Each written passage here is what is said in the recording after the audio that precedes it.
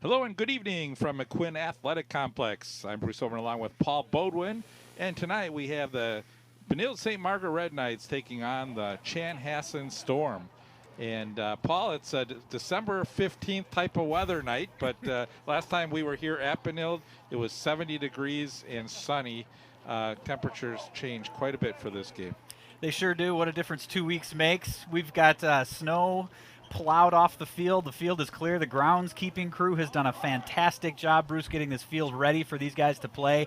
And it's cold, but I'm sure they're loving it, and they are ready to get out there and play hard against a tough Chanhassen team. Yeah, now the first game we did was against Orono. That was a 31-7 loss for the Red Knights. They came back and beat De-La-Salle the following week. That was 41-0. So sort of redeeming themselves. De-La-Salle may be down a little bit, but Benilde played a great game, winning 41-0. And for Chanhassen, they've only played one game so far this season, and their schedule only calls for 5 games this year. Their first game, they beat Jefferson 49-28. So we've seen both teams put a lot of points on the board here in the last week or so. And I think we could see a pretty high-scoring contest. Yeah, absolutely. George Wolf coming off a big game last week with 2 carries and 2 touchdowns. You got to like that average.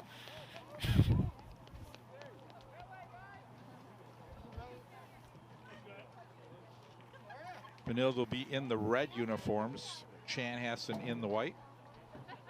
Our graphics are down tonight, so we'll try and keep you up to date on downs and yardage and time. Back to receive for the Red Knights. And right now there are 12 minutes left in the first quarter, just to be clear. And the Red Knights will receive the kick to start here.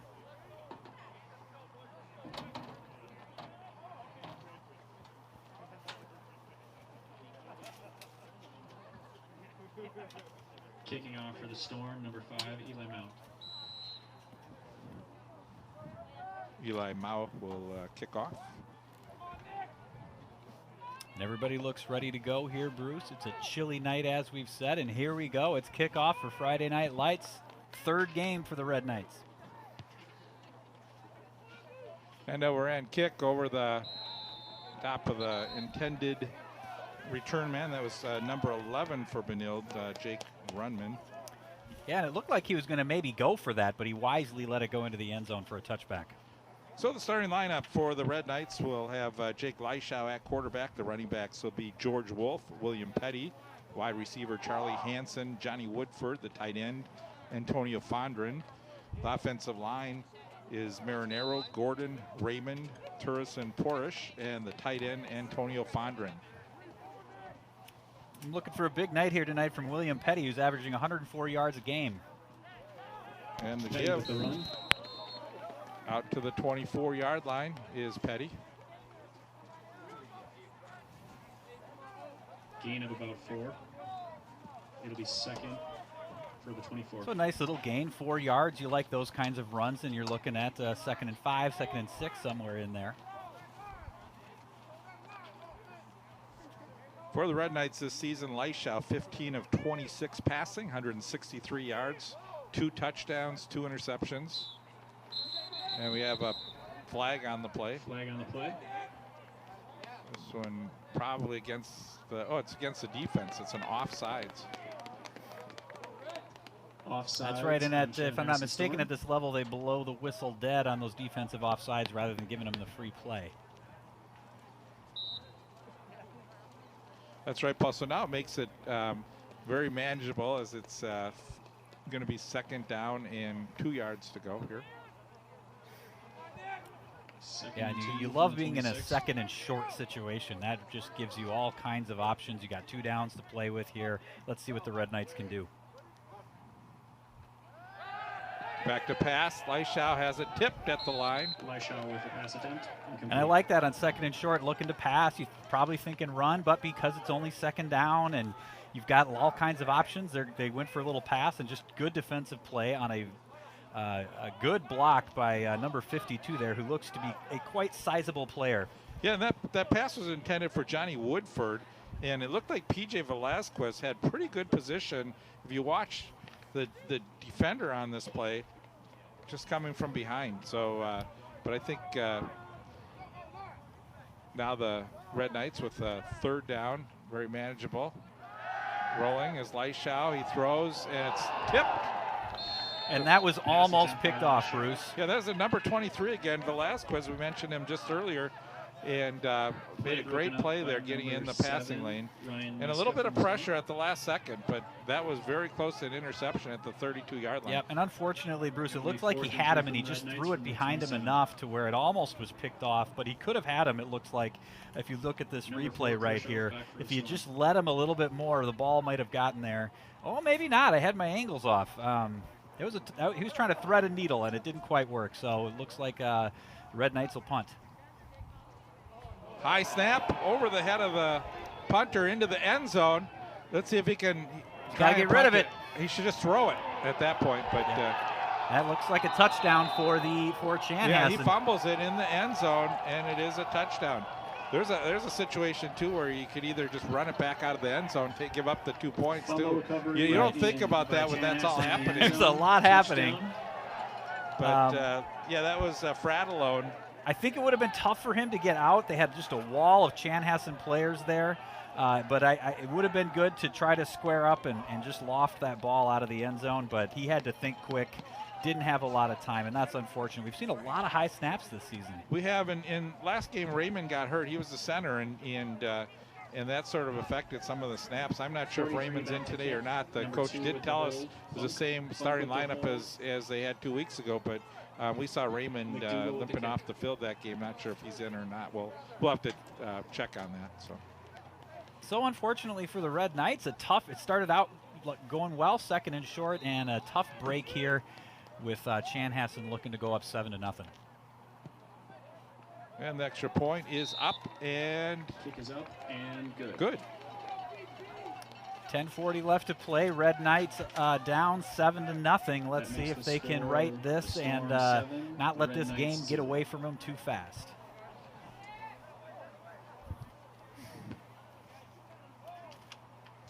Yeah, and looking back at that play with the high snap, there was just not a lot of options for the punter to get out of there. The pursuit on Chanhassen was so fast, and even if he threw it, it's just he didn't have the right angle. Who knows? It could have been picked off.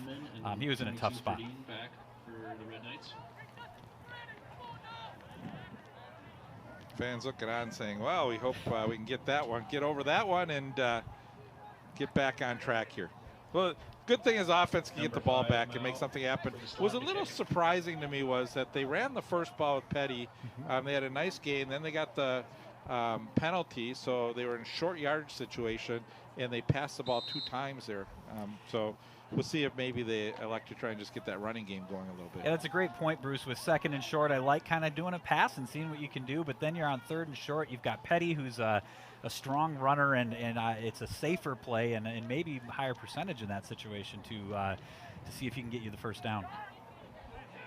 Another high kick, fielded by the Red Knights at the 10, out to the 25-yard line. Kick fielded by number 22, Ferdine, out to the 25-yard line. Ferdine on the return.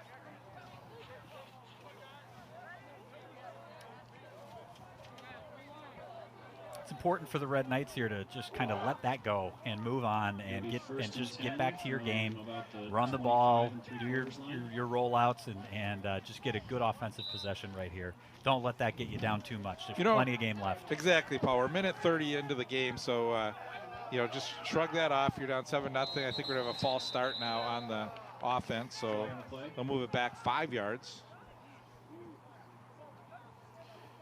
Illegal procedure on the defense for the Chanhassen Storm. Defensive ends are Chris Ewing and Kenyatta Brannon. Defensive tackle Brandon Stolz. Linebackers Eli Mao, Ryan Mashka, Gabe Porthen, and Jack Homback. Left cornerback Cooper Hansen. Right cornerback PJ Velasquez. The safeties Cummins and Ketchum. You would think you would want a guy named Ketchum on your offense. There you go. Sorry, I can't help myself. He's playing tonight at, there we go. There's a nice run off the right tackle, staying on his feet, getting a second effort all the way down to the 29-yard line. So that's Petty. Nice run by number 4, Petty. Yeah, and that just might have to be their go-to tonight. Get him going. He's averaging 100 yards a game so far, only 2 games, but still.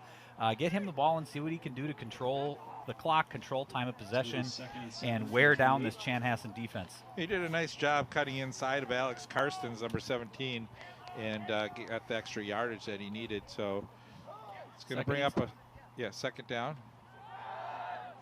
Spin move by Petty. He's brought down at the 29-yard line. Yeah, and they swallowed him up pretty good there. So now we're looking at 3rd and long again, and we just hopefully the Red Knights can really get something going here. Again, a little bit colder outside, so it becomes a little bit tougher throwing that football, and hopefully we'll see what the Red Knights can do here. It's 3rd down, 6 yards to go. Yeah, those cold footballs can take some time throughout the game to get used to how that feels. It's slipperier, it's harder, and so to get a passing game going is going to take some work. Woodford lines up to the near side as a wideout. Back to pass. Rolling to the far side is Leishau. He's got a little bit of time trying to get to the first down marker, but he's going to be short, I think.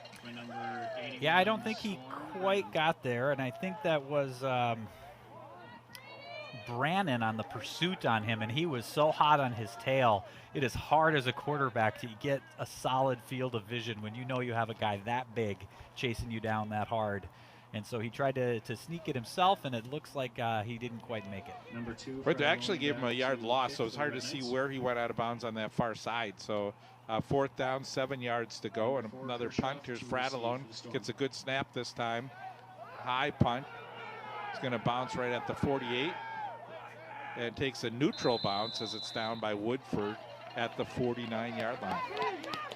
That one didn't go forward or backwards, just sort of stopped right on that ground. That's the kind of bounce you want when you're kicking it to the goal line. Right. You want that ball to turn over a little bit when you're that far back. So good field position for the Chanhassen Storm, who lead 7-0, and now they actually have their first offensive possession with the quarterback Riley Funk, running back Jason Collins, wide receivers Josh Kershoff, Charlie Coonan, and Josh Ock. The tight end is Brendan Radke. Looks like we have a false start. So that'll back up Chanhassen. Offensive line for the Storm is left tackle Isaac Shosted. Cole Holland is the left guard. Center Josh Clark. Zach Larson the right guard. And Caleb Scholl is the right tackle.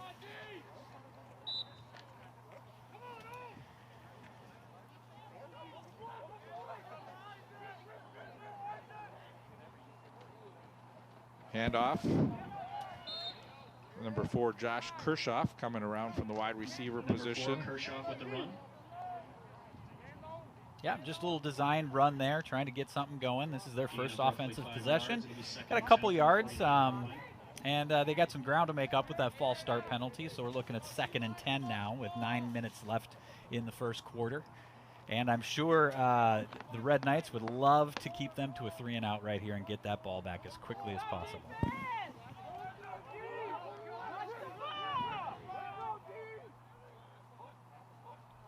Riley Funk back to pass. Got time to throw. Throws downfield. That's a little too far for the intended receiver. Intended for number 14. It was intended for Charlie Coonan, who it was the offensive player of the year for the Storm last season. Yeah, I don't even quite know how open he was, but we did have a nice pass rush. He could have even just been looking to throw that away at that point. But a good-looking ball, and didn't realize there Riley Funk is a southpaw, so that could throw a wrinkle into anybody's defense. For the Storm.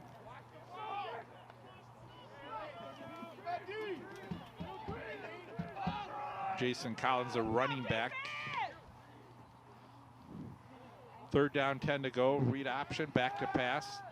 Looking crossfield, player open, and it's overthrown. Once again, intended for Coonan. Yeah, Coonan was open on that one. He had him, and he just missed him, overthrew him, could have hit him right in the chest. But again, cold night, slippery ball. It looks like it even might have been tipped, but I'm guessing Funk will settle down as the game goes on. But either way, it's 4th down. Paul Funk so far this season, 7 of 14. 105 yards, but 3 touchdown passes. Number 9, Ock to punt. Number 12, Leishau, and 19, Woodford back to receive. Ock to punt. Good snap. Nice kick. Fair catch called for, but they're just going to let it bounce. And it's going to be scooped up at the 16-yard line, so good punt. Yeah, very nice punt and First and wise 10 from the decision on the 16-yard line returner for there Knights. to call for a fair catch, but then to just get out of the way. There was a lot of traffic in there, and the Red Knights have done what they need to do on defense. They've turned him over, or forced him to punt on a 3-and-out, and here we go. Let's get it going. 8:30 left in the first quarter.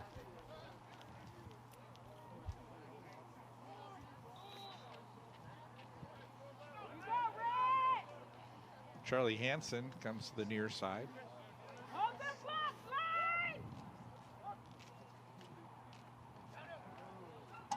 That's Petty and Number good 4, pursuit Petty with the run defensively. attempt. Yeah, that was Brandon in there again on the defense, just wrapping him up right away. I think he's going to be a tough one for the Red Knights to deal with tonight. And, you know, Bruce, we've seen this so much. We could be looking at another one of those games that's going to be all about field possession. So far, almost all the action has been on what would be our right side of the field. And we'll see if the Red Knights can change that. Well, we mentioned Brandon's name a couple times, and he's got offers from Air Force, Army, and Mankato. So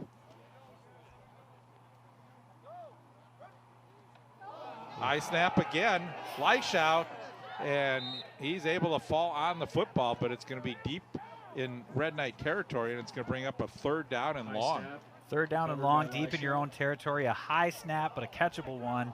But thankfully, he's able to land on it right in front of the goal line. So now they're deep in their own territory with the ball on about the 2 or 3 yard line. It'll be roughly 3rd and Well, and again, 22 we from talked roughly about the ball 2 being to sort of 3 yard line. colder, slipperier, and that when you have a lot of these quarterbacks playing from that read option, more of the shotgun position, it's a little bit longer snap, and your center's going to have to make some better snaps here. So Nick Marinero is center for the Red Knights. And the Red Knights just elect to run the football. Yep, that looked like Number 4, Petty with I the didn't run. see who the give was to, but I think that's one of those situations where you've got 3rd and very long, you're deep in your own territory, and you're hoping to maybe just even get away from the goal line a little bit more so you're not kicking out of your own end zone. But the Chanhassen defense has been clogging up that line very well. We're going to need a good snap here. Fratellone back in the back of the end zone. Number 3, Fratellone back to kick.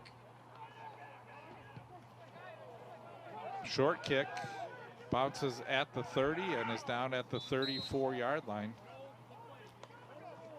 Yeah, and he had a good snap, but he had to get rid of that, kick that quickly, and Down at the 34-yard not line. It'll a be great 1st and kick, 10 at the but 34 for the they got start. it out of the end zone, and it unfortunately just didn't take that Red Knight bounce. It was another one of those neutral bounces. If that had the right bounce, it could have gone another 10, 15 yards, but it looks like Chanhassen with really good field position once again.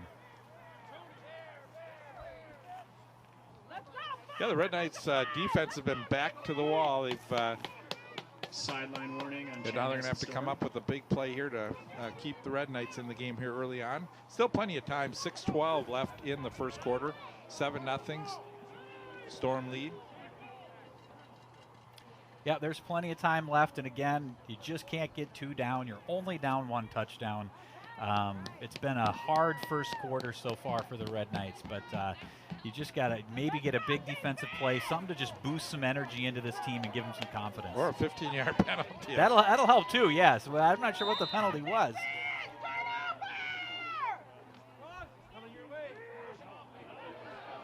There's on the far side of the field, that's Kirchhoff, and Kirchhoff with a nice Kirchhoff game with the run. back to about the 42-yard line.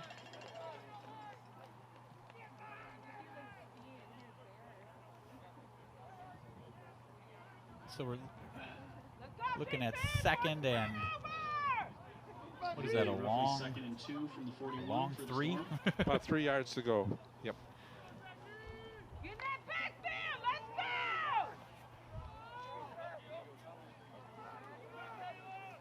go! Once again, Collins in the backfield. out of the I formation. And the give, first down and more.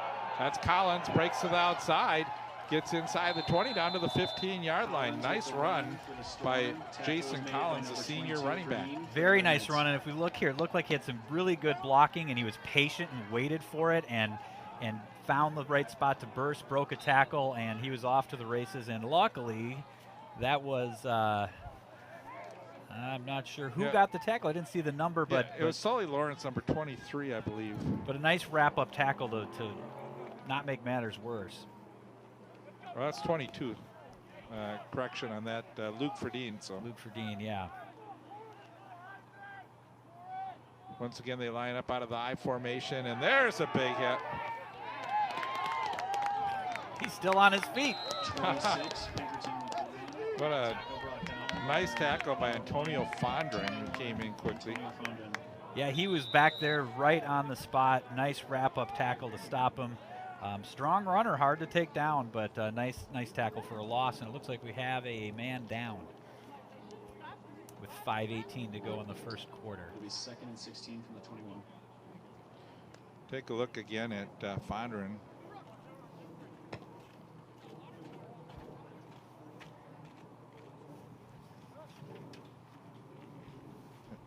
And that was number 26, Tucker Pinkerton, the running back. Yeah, that's just some brute strength on strength in that tackle. You know, Pinkerton has carried the ball 13 times for 123 yards. Collins 14 for 168. So those two guys are the main running backs that we tend to see. We'll try and see if I can see who the injured player is here, Paul. Yeah, Pinkerton had a nice game last week, 123 yards and 9 yards per carry. And it looks like this Chanhassen team is going to be a hard team to stop on the ground. And you get concerned when you see somebody laying on their back for that long. Right, we didn't see anything happen on the play, but it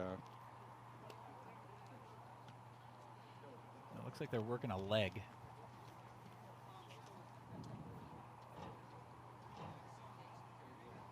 I think they're looking at the upper part of his, and hopefully it's not like around the neck area. Oh, yeah. He was moving his arms, so that's a good sign.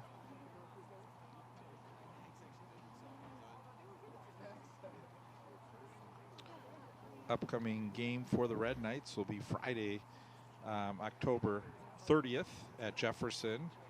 Then they play November 6th at Academy of Holy Angels. And their final home game is against Cooper, and that game will be on November 11th.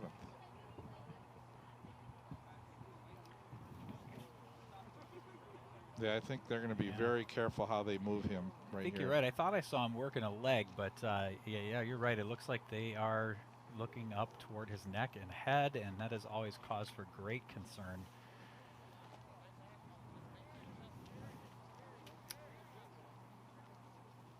And it just kind of casts an ominous hush over a football game and over a stadium when you see this. Yeah, it's one thing as you hate to see from any standpoint any injuries, but this is always the kind that are very eerie for everyone when you see this happen.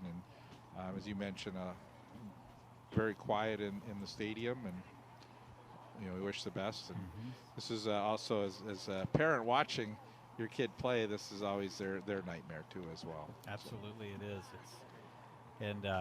Unfortunately, Benilde-St. Margaret is no stranger to severe neck and head injuries. As I'm forgetting his name, Jack Jablonski, yep. The hockey player. So they've seen this before, and it's just scary to see somebody laying there like that. Luckily, there is some movement, though. Right. We saw a leg move. We've seen some arms move. So right, it might just be being precautious here. Exactly, a precautionary measure right now. And they're going to just do everything they can just to make sure that they don't that they keep him immobilized, so that nothing further can happen. So. And I don't know if we're waiting for a cart or something like that, but because they don't seem to be doing much else. Yeah, I do hear an ambulance, I think. So paramedics, I think, are going to come. And yeah, so Paul, let's take a break right now, and we'll come back and hopefully have some updates for you as this game goes on.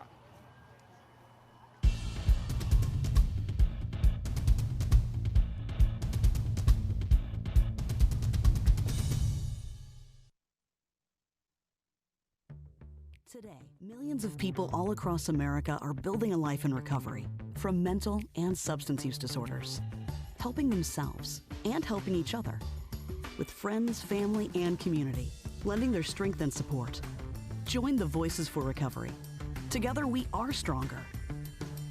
For 24-hour free and confidential information and treatment referral for mental and substance use disorders, for you or someone you know, call 1-800-662-HELP.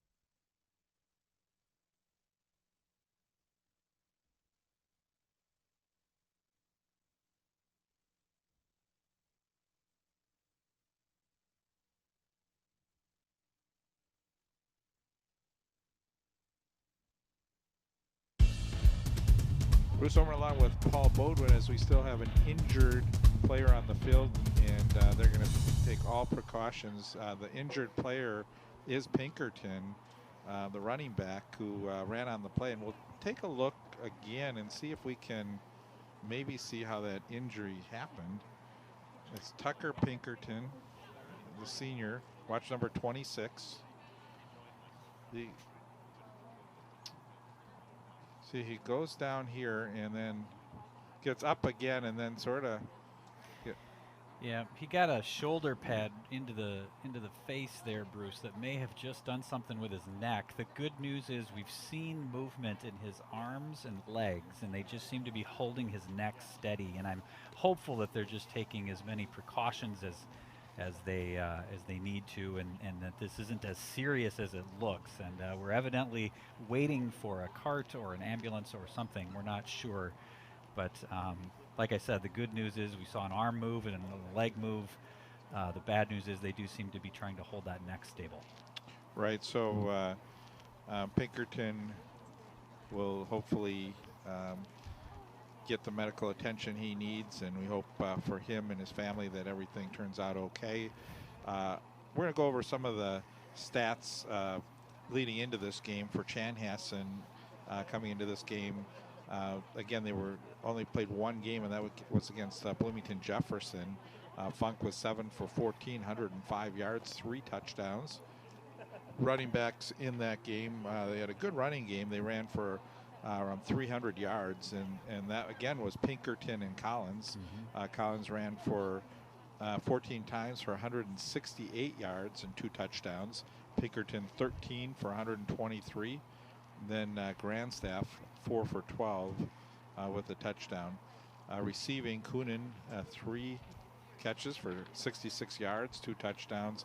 He's been sort of the go-to receiver that we've seen early on. A couple pass attempts his way. Kirchhoff 3 for 33, and Radke 1 for 10 with a touchdown. For the Red Knights coming into this game, they lost, as we mentioned, 31-7 to Orono, but then beat De La Salle 41-0. Their quarterback, Leishau, 15 of 26, 163 yards, 2 touchdowns, 2 interceptions.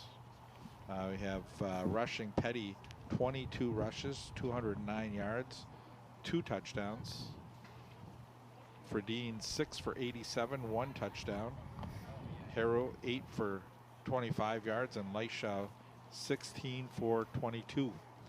Receiving, Wolf 2 for 34, Hansen 2 for 39, Fondren 4 for 36, and Woodford 4 for 43. As looks like the paramedics are making their way. Yeah, but I still don't see any kind of cart or ambulance. But I wonder if they have the something to stabilize his neck.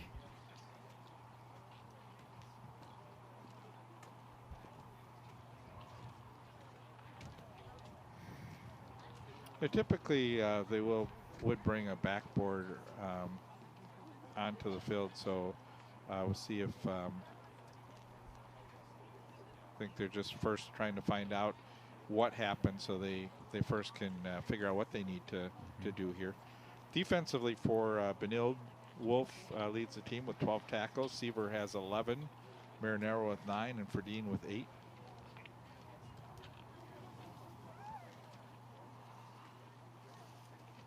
Upcoming games for Chanhassen. Their next opponent is October 30th against Chaska at home, and Friday, November 15th against Waconia, and then they're at St. Louis Park on November 11th.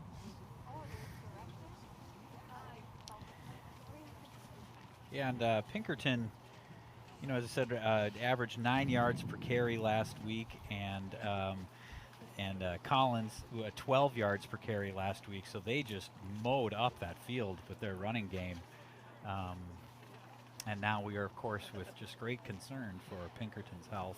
Yeah, so if you just joined us, has not been a good start for the Red Knights, as they had a punt snapped over the snap was punted, or the snap went over the punter's head, and into the end zone, and Fratellone couldn't scoop it up, and it was recovered by Chanhassen. Here comes the backboard onto the field, but and so Chanhassen took a 7-0 lead, and that's where we sort of stand. It's we've seen so far early on the momentum has been with Chanhassen, and we'll see what this injury does to their team, because it's always tough to see how you respond after something like this happens. We saw, you know, when the Vikings game, just even an injury to Cook, when one of their key players went out, it seemed like for about 5 to 7 minutes they were sort of in a little bit of a lull, and we saw the effect that had on the Minnesota Vikings at that time. So see what happens. Sometimes teams rally around a player like that and say, let's go win this one for our player. And yeah, and Pinkerton being a senior with an already just kind of messed up senior year, you know, I'm sure that he is weighing heavily on all of the Chanhassen players' hearts and the Red Knight players' hearts as well. And of course, both teams want to get back out there and play this game and play their best and get a win for their team. But I think everybody would agree that their deepest concern will be for Pinkerton's health. But looks like in just a few moments he will be able to get the care and attention that he will need. We'll keep you updated if we can. And now it's going to be up to these two teams to get warm and continue to play the football game. And again, you know, we should mention in high school football, anytime there's an injury similar to this, they're going to take every precaution. Doesn't necessarily mean that it's as serious as it is. Right. And so again, we hope that this is more precautionary than the extent of the injury. And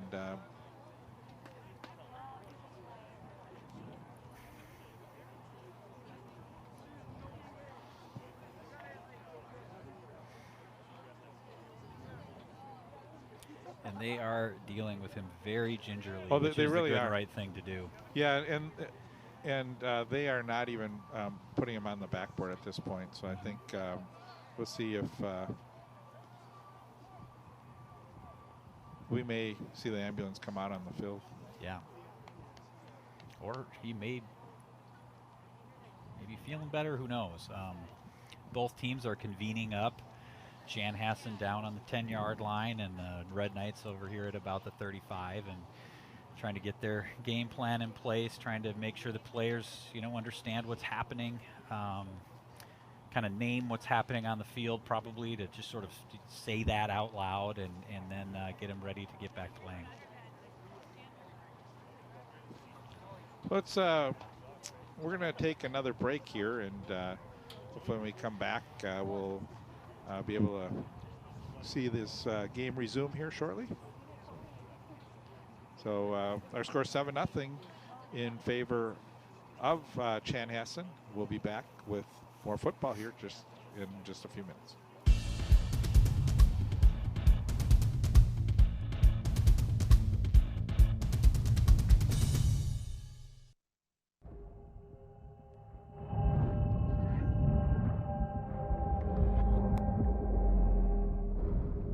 Sometimes there's no do-over. Some things you can't rewind. That's when an extra safety step could mean the difference between a close call and a call to 911. Simple steps save lives. Learn more at poolsafely.gov.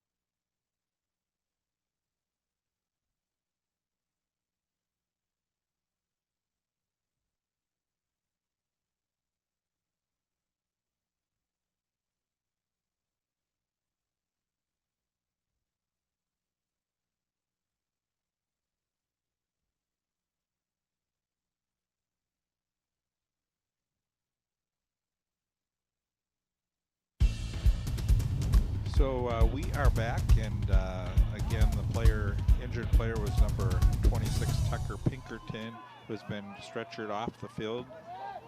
If we have any updates before the end of the game, we will relay that to you, and we are ready to resume. It's going to be second down 16. We have 5 minutes, 17 seconds to go here in the first quarter. Hand off to Collins, off left tackle. Collins to the 15-yard line. So Jason Collins may get a big workload now. They were splitting carries between Collins and Pinkerton. Number 7 Burns in on the And I'm sure he is happy and inspired to take that load, and we'll see what they can do. I'm sure everybody is playing distracted football right now, as we've got Tucker Pinkerton in our thoughts and prayers, and we're off here again with 3rd and 11. It'll be 3rd and 11 from the 16. So from the 16-yard line, the give is to the wide receiver cutting across. That's Coonan. Number 14, Coonan. And a nice little scamper run for Coonan for a touchdown. Yeah, so Coonan with a nice run around end. It was hard to see if he had stayed in bounds, but he does get the touchdown.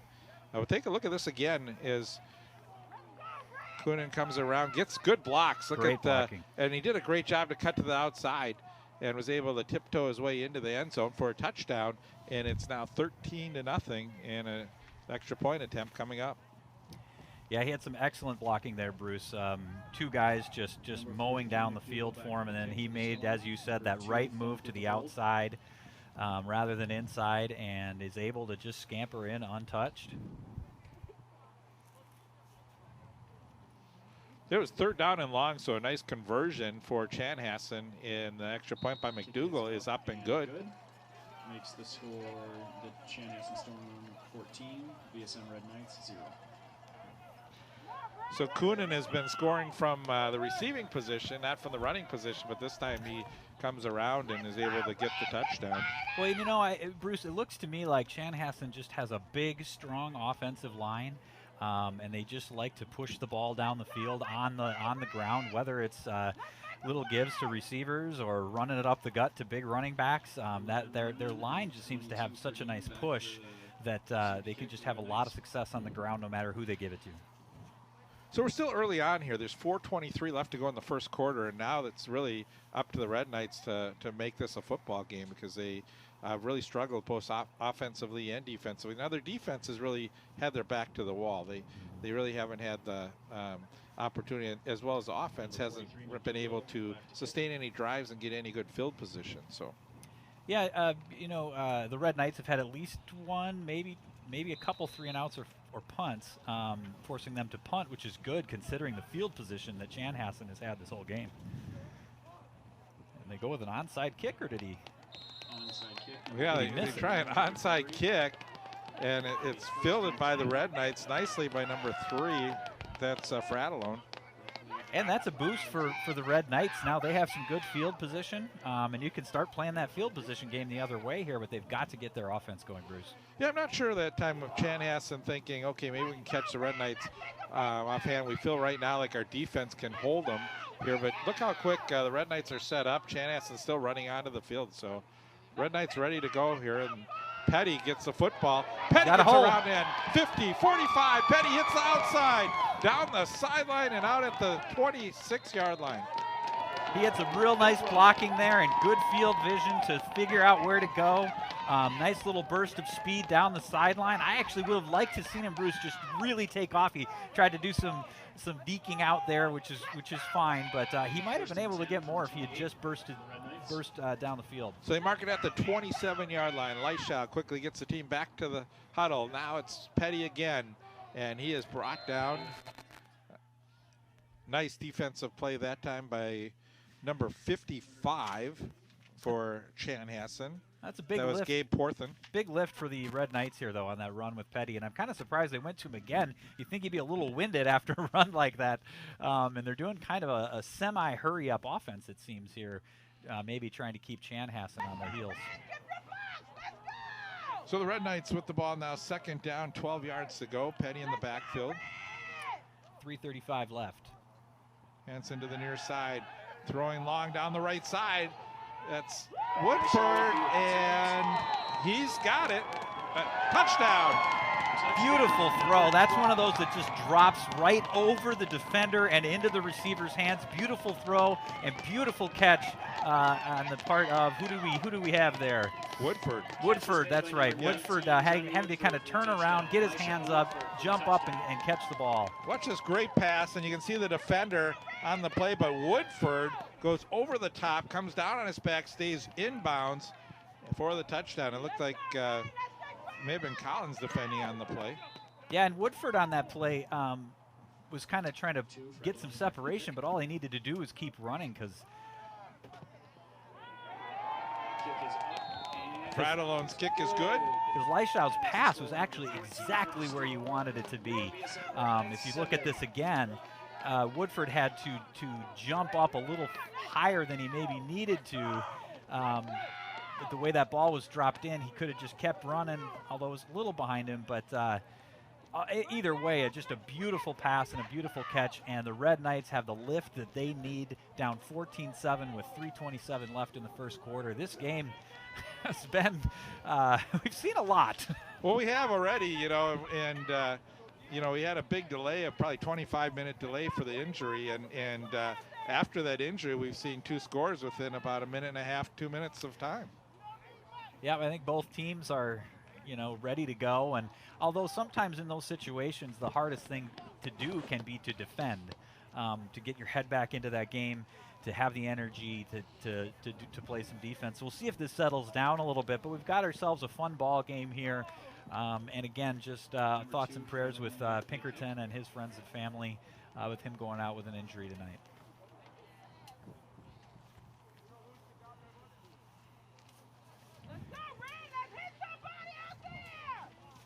That field position really paid off for the Red Knights. They don't have to be worried about being backed up with their backs against the walls. They could loosen up, and nice offensive possession that they really needed. So Ock and Kunin are back to receive the kick. Fratallone, ball placed at the 40-yard line, will kick off for the Red Knights. They trail 14-7. This goes on the far side. That's Kunin. Kunin breaks the tackle across the 40, 45, stays on his feet, gets to midfield. What a return by Kunin. You can see how explosive he really is. He was the offensive player of the year last year for this team, and you can see that he is an explosive player. He is. He's explosive and strong. He had some good blocking, but he's just really hard to take down. I think I saw him throw one of the Red Knights defenders down to the ground. It's just a hard runner to get down to the ground, and an excellent return for Chanhassen. Great field position now for the Storm. Riley Funk back to pass. Funk looks downfield. He's got a player breaking open. He's got it down to the 10-yard line. He fumbles the football, but they're going to call him down. That again is Charlie Kunin. Yeah, that's a tough one. It's hard to see. Let's take a look at this and see if he had possession or not. Well, again, you don't have to be touched once your knee hits the ground. So let's see here. He pulls it in. Oh, he's got the football. And did the ground cause it? It definitely looked like he had possession, and and it looked like the ground caused the fumble there. So fans did not like that. No, they did not. Fans are not happy with this call, but still 3 minutes. Right 3 minutes to go here in the first quarter, and now the Storm on the doorstep of the Red Knights. Handoff. Inside the 5-yard line. That's Collins again. Take a look. He really had a nice hole. That the right side of that offensive line just really parted things for him, and then the Red Knights closed on the back end. So parted the Red Sea, you could say. That's right. And those are those plays that sometimes don't look like much, but they really are huge. It's just getting that 5 yards, and now you're at 2nd and 5. Paul, I just got it, the Red Sea. Okay. And now Collins runs it into for the touchdown. And just like that, we've seen 3 touchdowns in the matter of about a minute and a half, 2 minutes of play.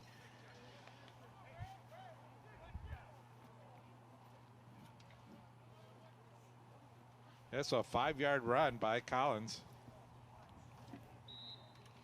His first touchdown of the game. And that'll bring on McDougal for the extra point. 43, McDougal to attempt the extra point. Left-footed kicker is up, and it's good. Kick is up and good. Makes the score And it's 21-7 Chanhassen with 2:15 left in the first quarter. If you're just joining us, we had a long delay with an unfortunate injury, so that's why we're still only in the first quarter here. And both teams coming out of the break from the injury with some fiery offense. Yeah, the Red Knights defense just letting them down a little bit here, and partially just some great offense run by Chanhassen. And we can see how explosive Coonan is as of an offensive player. And he set things up with the pass down the middle of the field, and that was a nice throw too by Riley Funk on that. So yeah, Coonan also set things up with a great kick return as well. I mean, he brought that thing out to the 50-yard line, and he's really just carrying the team on his back right now. But Funk also with some really nice passing. Timing is there, beautiful spirals. So Chanhassen is going to be a force to be reckoned with tonight. I think Coonan was the one trying to defend the touchdown catch too by Woodford. So he's been all right. over. You may be right. I may be crazy. This one rolls out of bounds. So get a flag on the play, and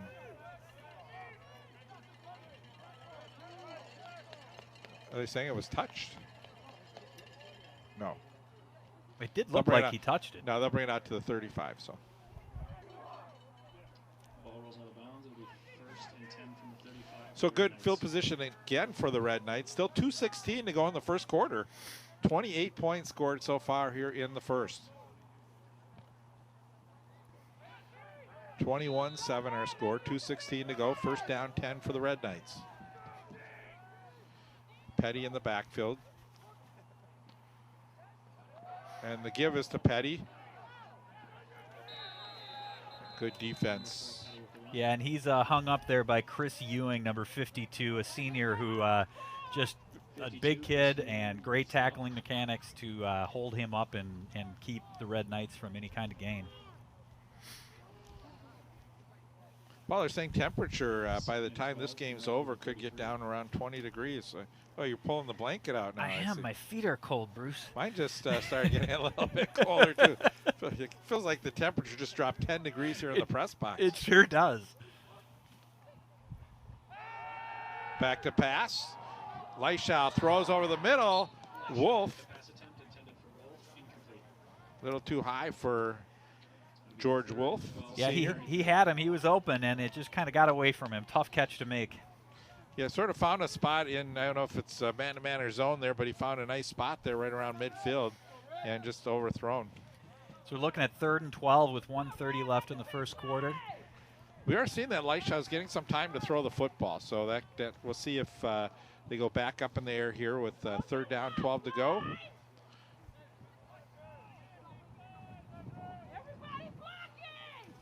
And so Woodford on the far side.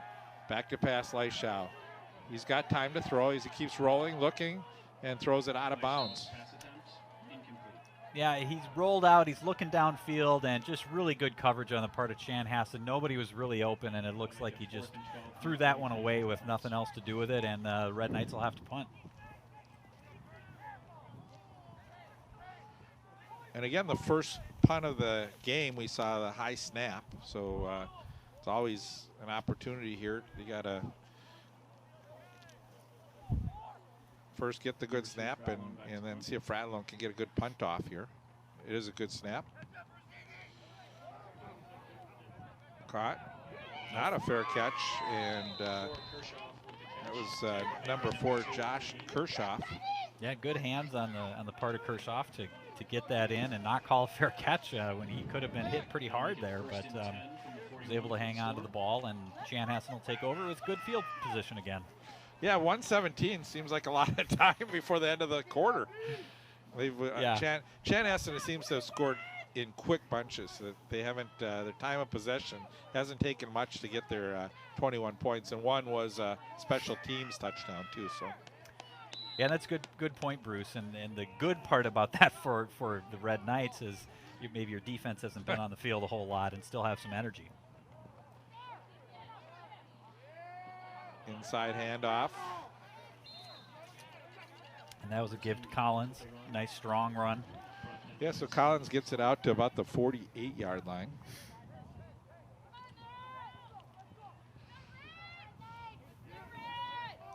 Just under a minute to play in the first quarter.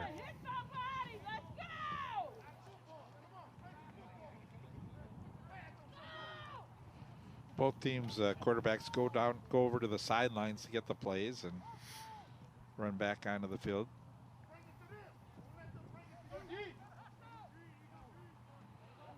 Josh Ock lines up on the near side.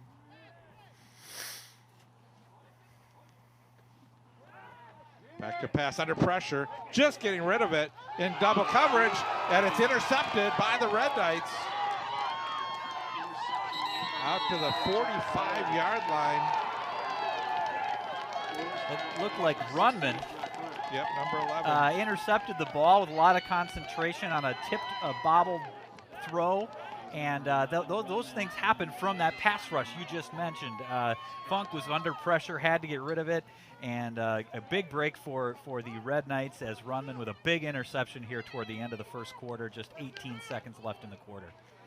So they spotted at the 43-yard line. 18 seconds left here in the quarter. Hansen will line up on the near side, Woodford on the far side. Petty in the backfield.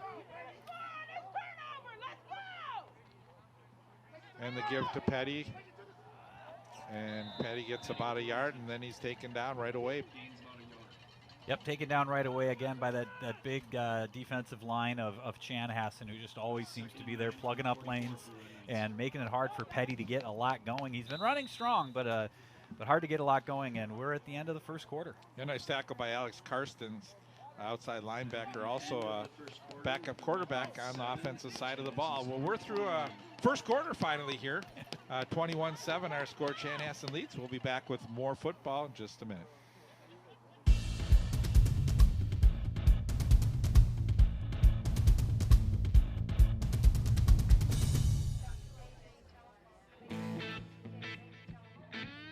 Your story doesn't have to end. As an organ donor, the good in you can live on.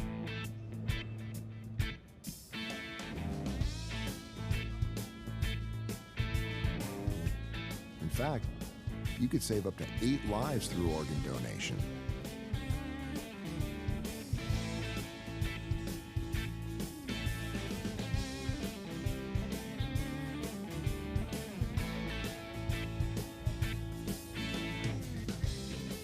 Sign up to give the gift of life after you're gone. You'll be happy you did. And just maybe, someone else will too. Sign up online today as an organ, eye, and tissue donor at organdonor.gov. It saves lives. First quarter with 28 points scored. 7 of those for the Red Knights as they look to get back in this football game, trailing by 14. The give to Petty, and he is going to be taken down at the 45-yard line. It's going to bring up a third down and maybe about 7 yards to go. Yeah, it looks like they're going to put it at 3rd and 8, Bruce, and another 3rd and long situation for the Red Knights. And they've been trying to really get a run game going with Petty. So far, it's not working. They're going to have to start getting something going by throwing the ball. And it may be one of those situations where you gotta pass to run rather than get the run going in order to pass. And we saw George Wolf open on the previous possession in the middle of the field. So you got to try and get the ball to their wide receivers. Woodford lines up here on the near side. Back to pass, Kirchhoff trying to buy some time as he rolls to the near side. And now he lets it go, and it's incomplete. That was Woodford, who down on the ground at the 50-yard line. He's looking at the official saying, "Are you sure I didn't get this one?" Yeah, either way, he's going to be short of the first down. But if he does catch it, it's a 4th and short. You might go for it there. 45 for the Red Knights. But nevertheless, it's going to be 4th and 8. And So another punt for the Red Knights. I think this is their 4th punt of the football game. Number 4, Kershaw back to receive for the Storm.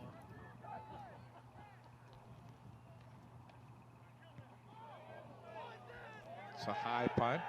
Fair catch was signaled, but not caught, and down at the 26-yard line. yeah, it took a nice little Red Knight bounce finally. They kept getting those neutral bounces. This one finally rolled about another 10, 12 yards after it landed, which is always nice. So the Chanhassen Storm will take over at about the 31-yard line. And we'll see if the Red Knights can stop them and get back into this. They're only down 2 touchdowns, 10:55 to play in the first half. Once again, Collins will be in the backfield.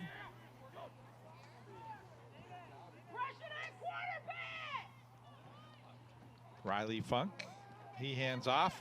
Big hole for Collins Funk across the 35 down to the 36-yard line. Run. Yep, another big run for Collins. Not as big as some others, but 16 receivers on the tackle for the Red Knights. picking up 8, 9 yards there. And for me, Bruce, one of the stories of this game so far is just Chanhassen is owning the line on both sides of the ball. They're able to run at will, and the Red Knights have just had a hard time getting any kind of running game going. And that's going to have to change if the Red Knights want to get back in and take a lead in this ball game. Trips out there, and they're going to hand off to the wide receiver Kershaw coming across. Kershaw with the run. And the Red Knights did a good job that time. No room for Kershaw to Tackled by number run. 21, Foundry. Yep, very nice play for the Red Knights. They're going to need to do more of that and stop Chanhassen and see if they can get the ball back without letting them score. Looking at 2nd and 9 with 10 minutes left in the half. This may be the worst field position that Chanhassen has had so far in this game. I think you're right.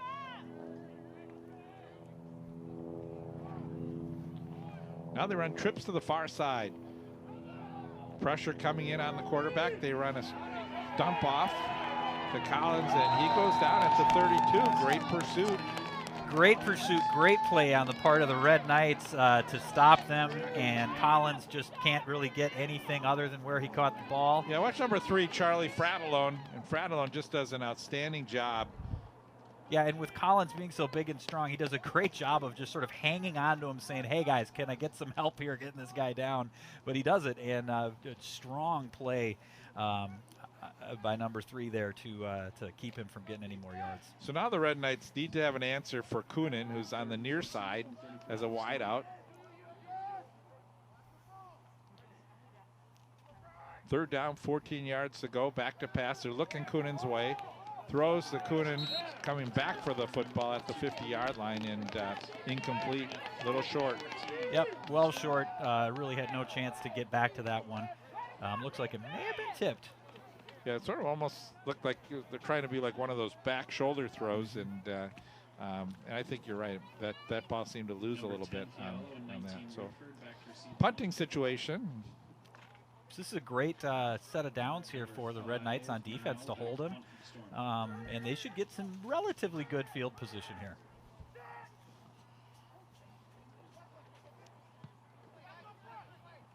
Fair catch called for at the 45-yard line. Woodford. And you know, the Red Knights are down 21-7 with 8:44 left to go in the first half. And it feels like Chanhassen has really dominated most of the game, but yet the Red Knights are only down 2 touchdowns with the ball. Plenty of game ahead of them. They're really hanging in well here in what feels like an overmatched game, but they're hanging in there. Well, I don't know if the ball is carrying much on these punts, because we're seeing like about 20-yard punts Right. or 25-yard punts on both sides of the ball. Yeah, we're about playing in between the 30s. Hand off Petty, changes field position, going to the outside. Petty breaks it. He couldn't go. Cuts back. Wow. 26-yard line. But I thought Petty had kept going. maybe he was running out of real estate there, but all of a sudden he cut back and then was stopped. So. Yeah, let's take a look. He cut back, and I think the defender had the right angle on him, and he thought maybe I can scoot around him. But nevertheless, a fantastic run on the part of Petty to change directions. And you're right, that was a good defensive play there by number 55, Gabe Pothen. And I think the Red Knights really have something going here. Penalty flag goes. Oh, no. Illegal block in the back on the Red Knights. We're going to get an illegal block in the back. So yeah, you know, and that can happen on plays like that where things kind of get broken up, and now you got everybody's improvising, and that's often where you'll see an illegal block to the back.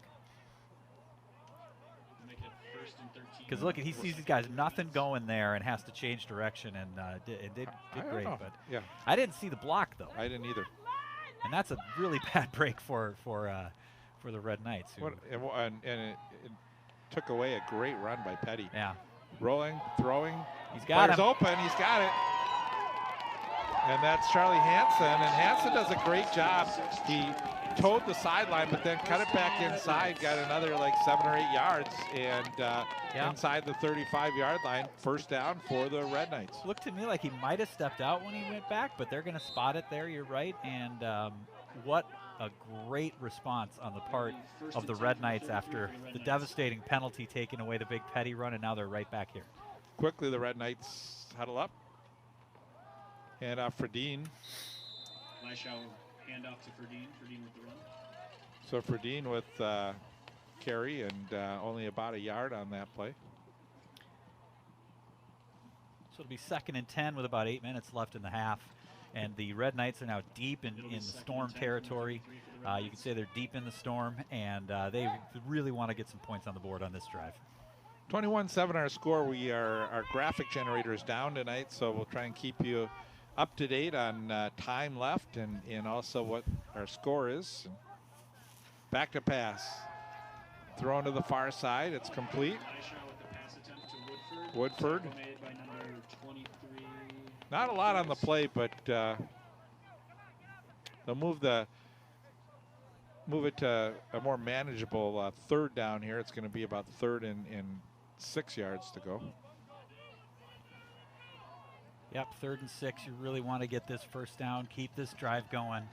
Yeah, Paul, and right now I think for the Red Knights, they're in 4 down territory, so you don't have to, you take a chance, you can run the football here, you can throw a short one, see what happens, see what they elect to go with.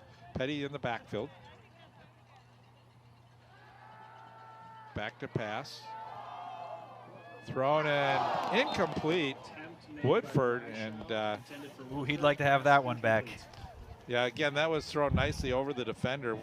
Only Woodford had the opportunity to catch that one, and take a look again. Had his hands there and just threw the fingertips. Just couldn't quite bring it in, and I will say those are harder than they look when everything's moving. Yeah, Leishau's getting a little time to throw the football. He made a nice throw there. That was about as good of a throw as you can make to Woodford, and I think Woodford will catch that ball 9 out of 10 times. Yeah, so. Absolutely. So they're going for it on 4th and 6, 6:45 left in the second half. Yeah, single coverage on the near side for Woodford. I think they may elect to go back to Woodford, and he's going to throw his way again, and that one was just thrown too high. The defender doing a good job on the play was number 34, and that was Mitch Becker. Yeah, well defended, and the ball was also a little too high. Just a difficult one for Woodford to rake in. But with the way this Red Knight defense has been playing, you hope you can stop them and get right back at it again. Yeah, turnover and downs, but they've also, the field position's moving a little bit back each time now for Chanhassen. We've seen early on in the first, most of the first quarter, Chanhassen had the ball deep in Red Knight territory. Now they've got it more in their own territory. So yep. The Red Knights can stop, they can get the ball back. And quick opener for Collins, and a nice gain as he gets out to the 38-yard line. Yeah, and that's a play we're seeing a lot of today with good blocking, strong running, difficult to stop. Antonio Fondren in on the tackle for the Red Knights. 2nd down, a yard to go. 6 minutes, 14 seconds left to go here in the first half.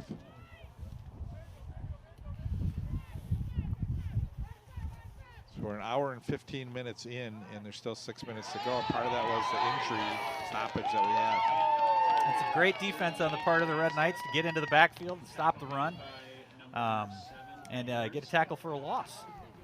Yeah, what a great play by Patty Burns.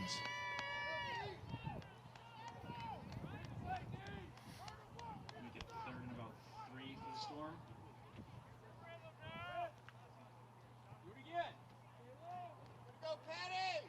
So 3rd and 3, 5.5 to play in the first half. And the Red Knights would love a stop right here, Bruce.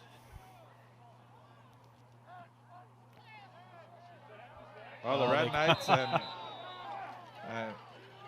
I think they're going to call encroachment on the Red Knights. They got back, but once you cross the line, play stops, and 5-yard penalty and a first down. A little bit of a delayed call there, though, and well done by Funk to just kind of look over at the ref and be like, "Hey!" And then the flag went up. So, but it did look like he broke that line. Yeah, watch Funk just back up after he saw that. Right there at the left side of your screen. He walks away, and then the flag came up. He's like, "I'm not taking this football." That's Kirchhoff. Yeah, so Funk came in with kind of the hard count there and pulled him off sides, and then that's the first down. So they got that new set of downs, and it'll be 2nd and 10 now with about 5 minutes left. And they've been going away from Collins a little bit here. I wonder if he's getting gassed a little bit. Second and roughly 6. Yeah, so 4 yards on that play will bring up a 2nd down, 6 yards to go.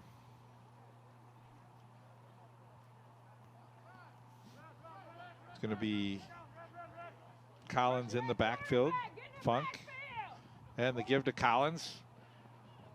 I like the way Collins just sort of, he takes his time. You can see he doesn't just quickly take the hole. He looks for the blockers. He navigates his way, and watch how he slows down. He's looking for this opening, just keeps his feet churning, and is able to get the first down for.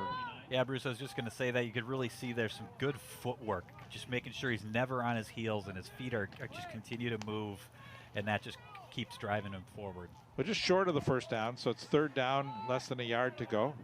Let's see if he does that hard count again.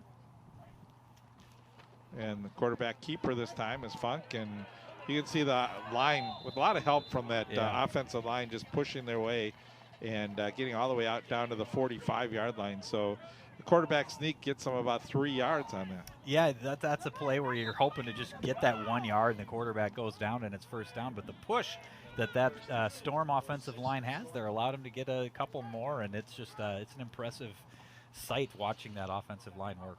We haven't seen many sustained drives in this game, so it's usually there's been a big play here, a big play there. They've been able to get the quick touchdowns. This right now, Chanhassen trying to eat some time off the clock, see if they can go up by 3 scores. They give to Collins. Collins still spinning and moving and yeah, chugging and does a great job there. He's sort of like that workhorse, you know. Yep. He's just gonna. Yeah, that's a good point about those long drives, Bruce. I mean, they've moved the ball about 30 yards here and chewed off about 3 minutes maybe. I can't remember what the time was when they started this possession, but they haven't even gone that far, but have chewed up a lot of clock. And that's the first time we've really seen that kind of a drive in this game.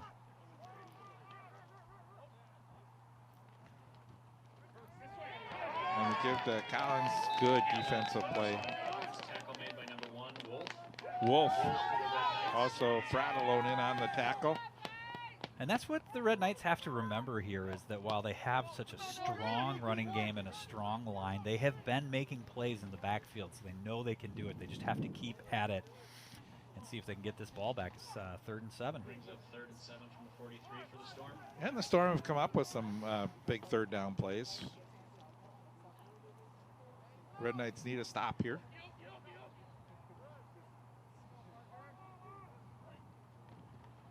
Out of the eye, they're going to give it to the running back, Collins. He's not going to get the first down. Collins Nope, he's only going to pick up a couple, and that's just some great defense on the part of the Red Knights. I don't know if you could tell there, but you had about 2 to 3 guys who just squared up on Collins, making sure he is not going to break this one wide open, and took him down. And looks like the Storm will have to punt. Yeah, and they'll try and pin the Red Knights back deep in their own territory with under 2 minutes to go.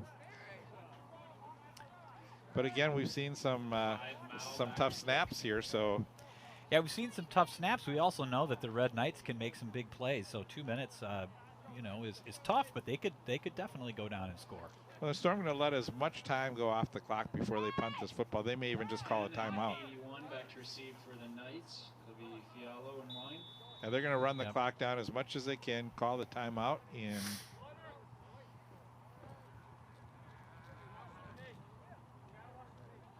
Timeout, Chanhassen.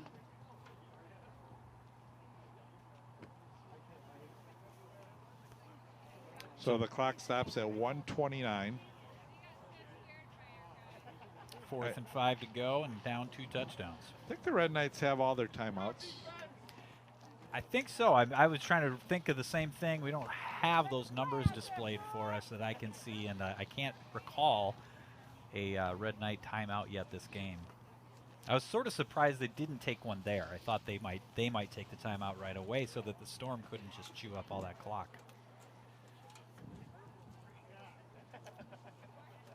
So with the ball on the 41-yard line, Eli Mao will punt the football. Mao back to punt for the Storm. 4th and 5. Woodford and Fialo back. Bad snap. That's blocked. The Red Knights get the block, and they are going to recover the football at the 35-yard line. And what a huge play for the Red Knights. Just like I think you called it, Bruce. You said we've seen some bad snaps. They get the rough snap. It has way too much time to get a good punt off. It's blocked, and the Red Knights will take over with 1 minute and 20 seconds left on the Storm about 35-yard line. And Ryan Seaver getting the block for the Red Knights. So That block by Seaver from the 35. Well, the Red Knights, the last time we were here, had a very exciting finish to the first they half. sure did. We'll see if they can do it again. So plenty of time, 1 minute, 21 seconds to go. Red Knights trail by 14 points. They have the football on the turnover. Back to pass, throwing long down the far side, and just over the outstretched arms of Tyler Zachman. I like that call, Bruce, to just let's go for it right here, right now. Let's throw it down the field. Just put a little too much on it. You're getting that one-on-one coverage down on the backside there, so you see single coverage. Zachman had a step, and the pass just overthrown. That'll make it 2nd and 10 from the 35. Those throws have to be so precise that, I mean, it's tough to do throwing that long and that precise, but almost there. But we may see the same type of play to Woodford's direction. Well, they're going to run the football, and Petty Number 4, Petty with the run. tackled at the 33-yard line. I like the call, Bruce, because things seem to be opened up and maybe Petty could get a bunch of yards, but unfortunately the Storm were on it. Now you're looking at 3rd and 10 with 1 minute to play. 3rd and 10. You know, Jackson quickly gets the team up to the line. Back to pass. Leischau's got time, throws short, complete at the 30-yard line down to the 29. It's going to bring up a 4th down. Pass to number 6. Yep, and I would think this would be a scenario where Timeout, Red Knights. they may go for it. I'm not sure why they took a timeout here. Maybe they just want to get it right, but I thought maybe they would drain out the clock and then go for it on 4th down, and the first half would be effectively over. Well, Paul, I think, needing only 5 yards for that first down, maybe they just try and get the 5 yards, and then they still have about 30 seconds left on the clock with 2 timeouts to work their way in. So not necessarily go for it all here. Just get that first down that you need, and then you still have enough time on the clock for a couple throws into the end zone. And that does look like what they're doing, and so we'll see if they can pull it off. And I think if they have one more timeout, Bruce, or do they have 2? Hard to say because we don't really have track of that, but I think that was their first timeout. Trips to the far side. Back to pass under pressure. Leisha has to get rid of it, and it's going to be incomplete.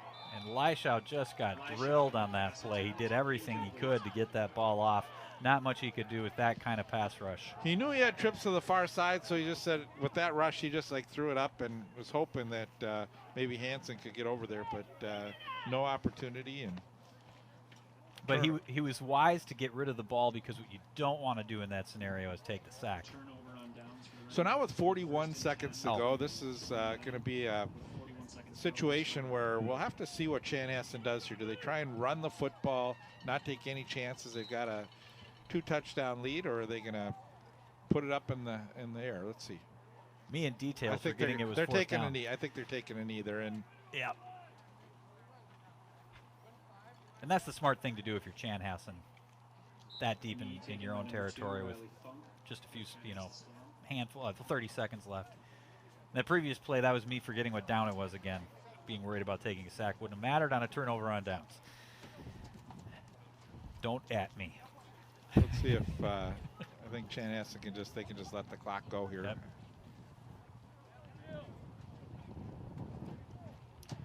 It's a situation too. It's cold night out here. You got one of your star players hurt, and they just want to keep this night moving on. They've got a lead and get to halftime, and that'll take us to the half with the score Chanhassen Storm 21. so we saw a lot of scoring in the first quarter, and then it sort of mellowed out a little bit there in the second quarter. Yeah, and that's sometimes the case, especially after a long delay like that. The defense gets cold. Weird things can happen, and then games do tend to settle down a little bit, and that's what we saw in the second quarter here. So right, 28 points in the first quarter, 0 Yep. in the second. So, all in all, I think it was a tough start for the Red Knights. They saw the block or the punt, the bad snap on the punt, and a quick touchdown for the Storm, and then the Storm went up 14-0, and then things settled down, and then both teams played fairly evenly after that. So the Red Knights still in this football game, and hopefully they can make some adjustments at halftime, come out and a little fired up, and see if they can get back in this football game. yeah, absolutely. I think that's a great point. They really did start to play a lot better. And it's been a much more balanced football game, so we'll see what the second half holds for us. And again, we just are holding Pinkerton in our thoughts and prayers, and hope he's all right. All right, so we're gonna try and sip on some hot chocolate here at halftime, and we'll be back with the second half in just a little bit.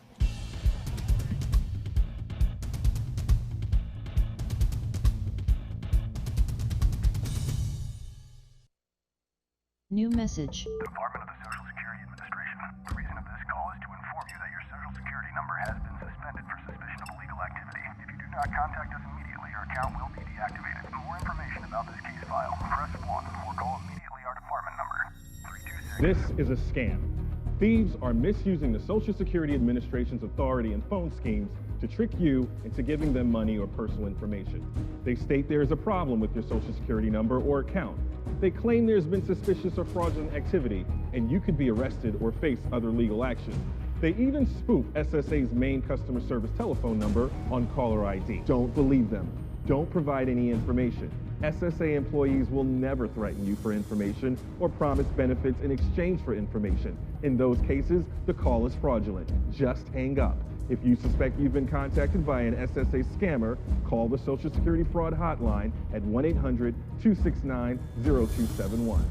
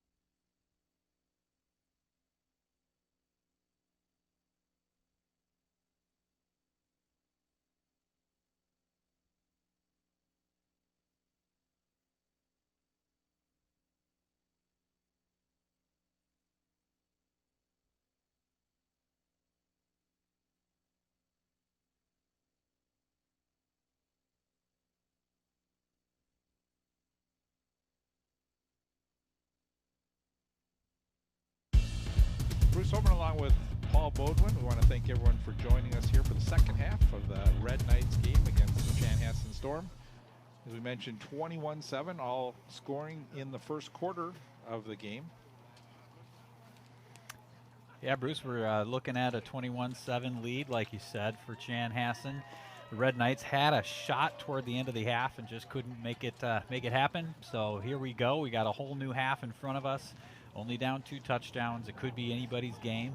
But the Red Knights are going to have to get the ball moving with some consistency. If you just joined us, there was a 25-minute delay as Pinkerton was taken on a stretcher with a neck injury. And again, we have not heard anything. We wish the best. And if we have any updates before the end of the game, we will update everyone. So. Fratellone, that's a good long kick. Fielded by number 10, Collins. That's Collins who took it over the shoulder. Collins gets out across 35 and finally taken down by the Red Knights. But nice return, and Collins is slow to get up. Oh, no. And that was a nice tackle by Ferdine there. That was maybe the last man before a big burst could have opened up for Collins, but he does look hurt. His fist kind of pounding the ground, you can see there, so this is cause for concern. And they're looking at his right leg. Paul, I don't know if we get a chance to do a replay again. Here we are. You see Collins over the shoulder is able to start back upfield. He had a nice run. He put the ball in the left arm, coming up. And just watching his leg here. He does appear to have some kind of brace on that leg, if I'm catching the right one.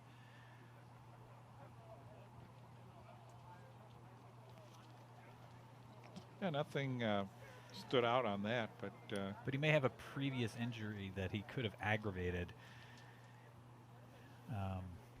But he does look to be in some pain with a hand on the face. And so second running back for the Storm to get injured.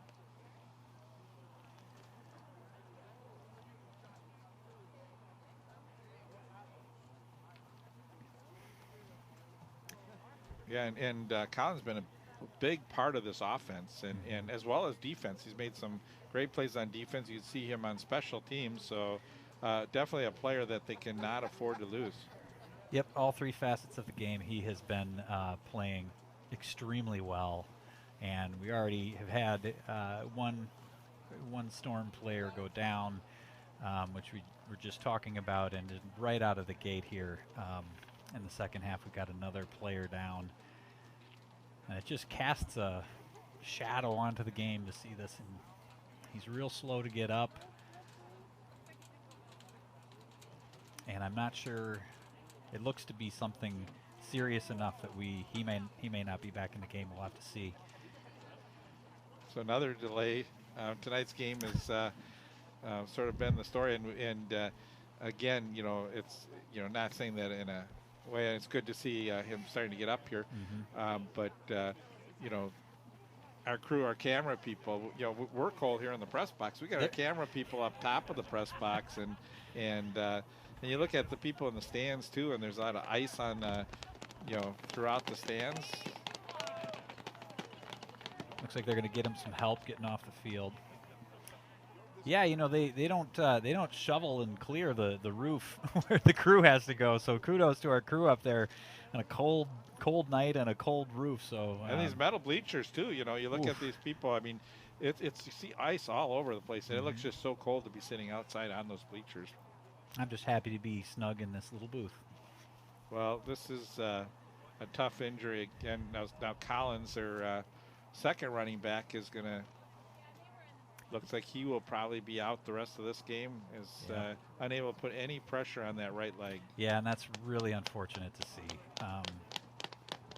that he's not putting any weight on that leg. Says that there's something really not right there. And as you can see, it looks like there's some kind of brace or something already on that ankle. And he's having a hard time getting off the field. And you just feel for these Chanhassen players and coaches right now. Just that's a lot to carry in one night. Well, we get a chance to see us up in the press box. We're dressed pretty warm for this. And take a look at this again. Collins right now planting that leg, and see right here as he could have tweaked it right Woodford may have gone down on him a little bit. May have come down on the ankle with his knee. It always happens on the far side of the field too. Yeah, where they have to get them all the way across the field, right, back onto their bench, and what's so hard too on this too is it's so cold out there, and I just gotta sit out and. Yeah, and you do wonder if the cold even factors in with some of these injuries. With just a harder field, a slipperier field, you just feel more brittle. So the third string running back, number 38 with the run, Grandstaff. Brady Grandstaff, a junior in there to fill in the gap. Number 7, Burns.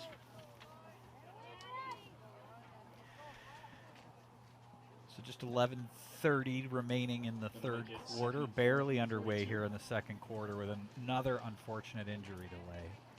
Once again, fans, as we come back to the stands for this half, please be careful. They are getting slippery. Take your time and be careful, please. A lot of announcements for the fans in the stands to be careful as they walk. There's Grandstaff taken down by Wolf. Wolf's made some great plays as he does a great job getting into the backfield quickly. Watch how he just penetrates in there and grabs that ankle and does not let go. 3rd and 7 from the 39 for the So it's 3rd and short. Now it's 3rd down, 7 yards to go. 10:51 in the third quarter. 21-7 in favor of the Chanhassen Storm. The Red Knights could use a stop here. The ball at the 39-yard line. Riley Funk gets the play, and the Storm operating obviously with a depleted backfield. Watch for Coonan over on the far side of the field.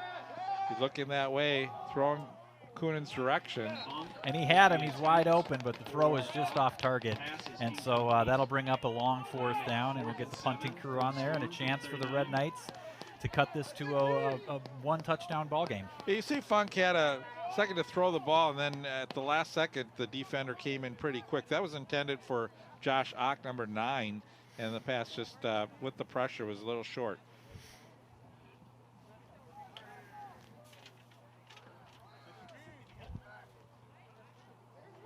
So Fiala and Woodford back, and we're going to get a penalty flag.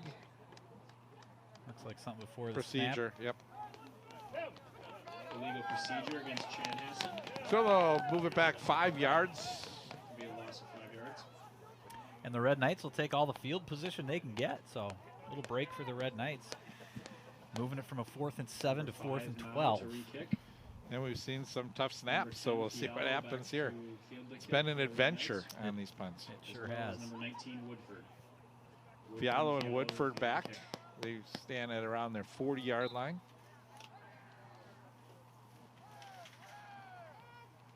Eli Mao, the punter. Good snap. That's a nice kick. Fair catch called by Woodford. And it's going to be out at the 45-yard line. And that was a risky catch there for him to go for that with it right on the sideline, and he's running. And he did kind of muff it a little bit, but luckily it went right out of bounds. But that could have been disastrous, Bruce, if that had stayed in bounds. And that was when he might have wanted to let go. 1st and 10 for the 47 for the Red Knights. I think you're right on that, Paul. You just got to let that one go at that point. But Woodford not wanting to give them get as good field position as the Red Knights could get, and they do have great field position out there, 47-yard line.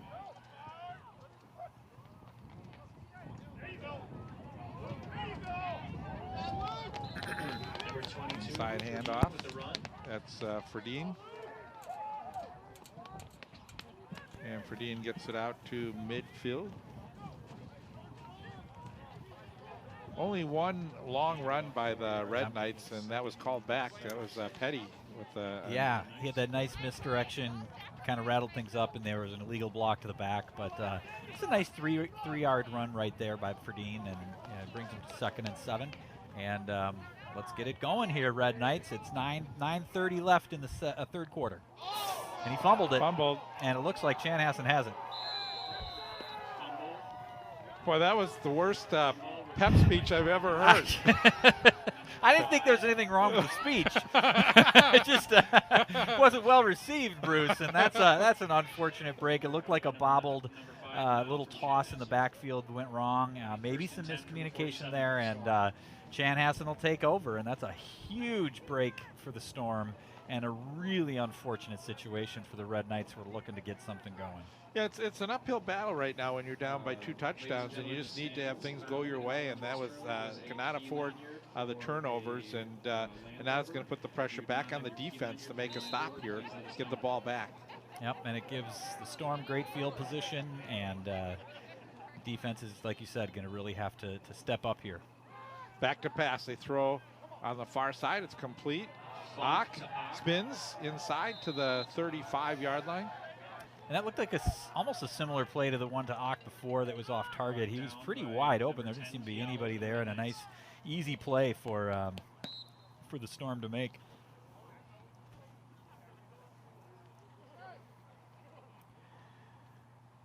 I like that play call. You think that when you get the ball back, they're just going to start running again, and instead they pass to Ock, and now Ock lines up on the near side. Handoff. Grandstaff, and he gets a nice gain inside the 25-yard line. Number 14 Baldwin for the Red Knights. You know, it's been unfortunate for the Storm to lose their 2 running backs tonight. Very unfortunate situations, but as we've said, this Storm offensive line is so good that it's like no matter who they hand that ball off to, they tend to get positive yards, and Grandstaff is filling in very nicely here. It's a deep team. Yeah, we see they have a pretty big roster, so some reserves to fill in. Rolling to the near side, thrown downfield. Player was open off the outstretched finger of number 81. That's your incomplete. That's your guy, right, Brannon? Yeah. Kenyatta Brannon, the senior. Who's had some really nice defensive plays, and that one was just out of reach and could have been picked off if he didn't get a hand on it. So 2nd and 10 with 8:45 to go in the third quarter. Ball spotted at the 25-yard line. The Storm looking to try and go up by 3 scores here. Red Knights looking for a stop. Grandstaff off right tackle. Gets close to the 20-yard line. That'll bring up a 3rd down. Somewhere in the 5 to 6 yard range to go. That looked like he picked up another 4 yards, and that's all it takes to grind out a game is 3 to 4 yards on those run plays, and you can grind this thing out and really wear down a defense. And now when you get into this 21-yard, 22-yard line territory, you're probably looking at 4-down territory. Yeah, depending on how good your kicker is. Back to pass. Funk throws complete. With the pass to and that's a very similar play to the one that we saw to Ock earlier, and I couldn't quite catch the number here. Yeah, that's number 4, Kirchhoff. Kirchhoff, yeah, and it looks like somebody correct me if I'm wrong, but the Red Knights maybe in a little bit of a soft zone defense that the Storm are just kind of getting right under here. They're having these receivers are wide open, and we've got another man down, Bruce. Yeah, Kirchhoff. The reception did something, maybe twisted an ankle, but he was upset. You could see him.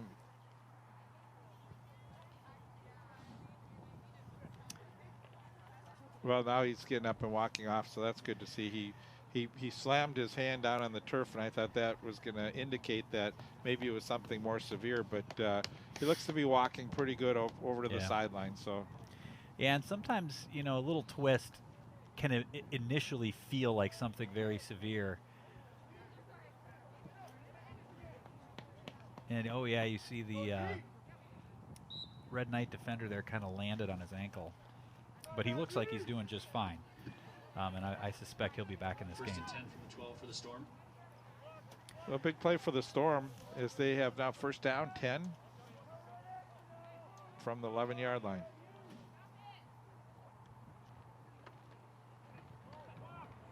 Hand off Grandstaff. Funk handoff to Grandstaff for the run. He's out to the 5-yard line. And if you're the Storm, this is what you want to do on offense right now, is just get out there, make your 3 to 5, 7-yard plays at a time, grind out the clock, grind out the defense, and punch one in to go up 3 scores. So it's a difficult situation for the Red Knights here. Plenty of game left, but they have to turn this tide. We saw in the Waconia game that Benilde struggled in the second half, and it was all Waconia in the second half, and trying to see if they can make something happen here in the second half defensively. But right now it's going to be tough. It's Grandstaff getting it down to about, what is that, the 1-yard line? 2 looks like around the 2-yard line. And so this is one of those situations where the where the Knights have 2 lines to protect here. They can get a first down by just getting 1 more yard, and then you've got the end zone as well. So it's a really favorable position for the Storm. And it looks like Grandstaff is going to be right around the goal line. They're going to say he's just short. Gain of about 1 yard. Would be second and goal. Very close to getting that ball over to the goal line. So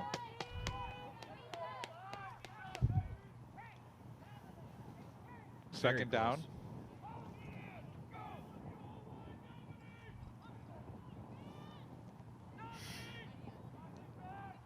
So the way they had those pins set up, to me it looked like there was a first down marker at the 1-yard line, but it looks like we're at second and goal. And quarterback keeper, touchdown. Yeah, and with That'd that, be Riley Funk. with that Storm offensive line push, those quarterback keepers, you can get 1 yard almost at will, and so that was the right call there. And the Storm go up 27-7. The way their kicker's been kicking, I imagine it'll be 28-7 in just a minute here. 5 minutes and 50 seconds left to go in the third quarter. That's a nice long drive. Even though it was only about a 50-yard drive, they ate up a lot of clock on that drive. Well, I jinxed him. You want to call anything else, Paul, in this game? My pep talks aren't working, but the prophecy is in check.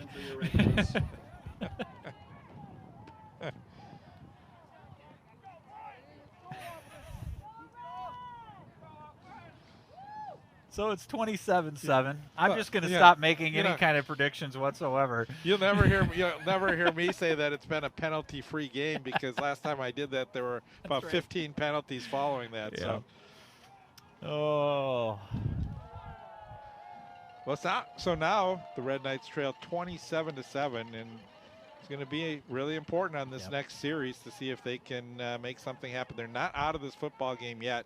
They just got to see if they can get a big play. They had that happen in the first quarter where they were able to have trailing 14-0. They made it 14-7, but after that, it's still been pretty much all Chanhassen. Yeah, and they had the unfortunate turnover in that last series with a fumble right around the 50-yard line, and Chanhassen took advantage of it.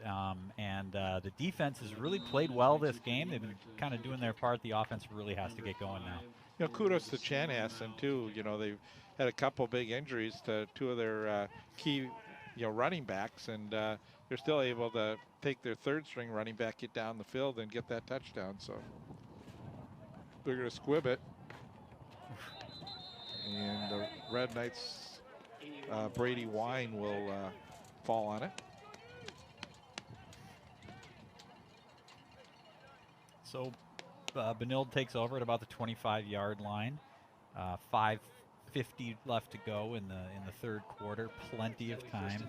And we've seen a lot of throws to the outside. We've seen some one-on-one coverage. We've seen them throw the ball long, just miss on very close throws. What I'd like to see them do is some passes over the middle. Try and get Wolf or Hansen, maybe over the middle. But they're going to run on the first play, and Petty. Trying to get Petty going, but that Storm defense has just been swallowing him up, and he's had a couple of good runs, but it's been tough to get that run game going. Right, so now Leischow is going to be put into a passing situation. Second down, 10 yards to go. Yeah, and like you said, there has been a lot of throws to the outside. We'll see if they try to mix it up going down the middle. But either way, they're going to have to.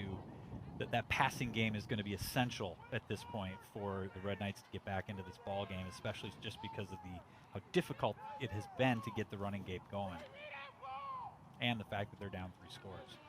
So Woodford and Hansen on the far side. Back to pass, thrown long for Hansen, and is it intercepted? Nope, that's an incomplete pass. The ball's bouncing on the out of bounds there, and just underthrown. Leischow just didn't quite get enough on it, and it was almost picked off. Yeah, so he just put that one high in the air, and you see it was deflected out of bounds. And the Hansen was open there. It just didn't quite get the ball there. So it's 3rd and 8, 4:49 to go in the third quarter. Big play right here for the Red Knights. Leischow throws over the head of Woodford. Yeah, he had him there, and again, just a missed target throw. He had some pressure coming in, but some good blocking that picked it up. But that can sometimes get you just firing away a little stronger than you need to when you see that pass rush coming in. Fratellon's been busy in this game. He's going to have another opportunity here, and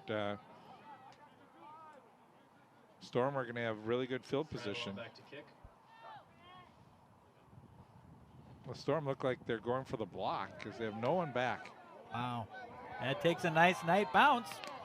Yeah, they good job to turn that ball over in the direction heading towards the Storm goal line, and it's going to be down at the 28-yard line. Really surprised on that because, I mean, they had an opportunity probably to be 20 yards further upfield had they had returnmen back. Yeah, you're right. It's an interesting spot to go for a block when you're up 3 scores, and really what you want to do is just grind out the ball on offense and get in the end zone again if you can. There's no reason to score quickly. The only thing I can think of, because they looked like they had a bunch of people more towards the middle of the field too, that they didn't send an all-out block attempt. They may have really thought that Benilde could have had a fake going there and just really protected against any fakes. That's a good point, Bruce. That very well could have been what was going on. Either way, they're in control of the game, and so they're probably not worried about exactly where they're getting the ball on the field.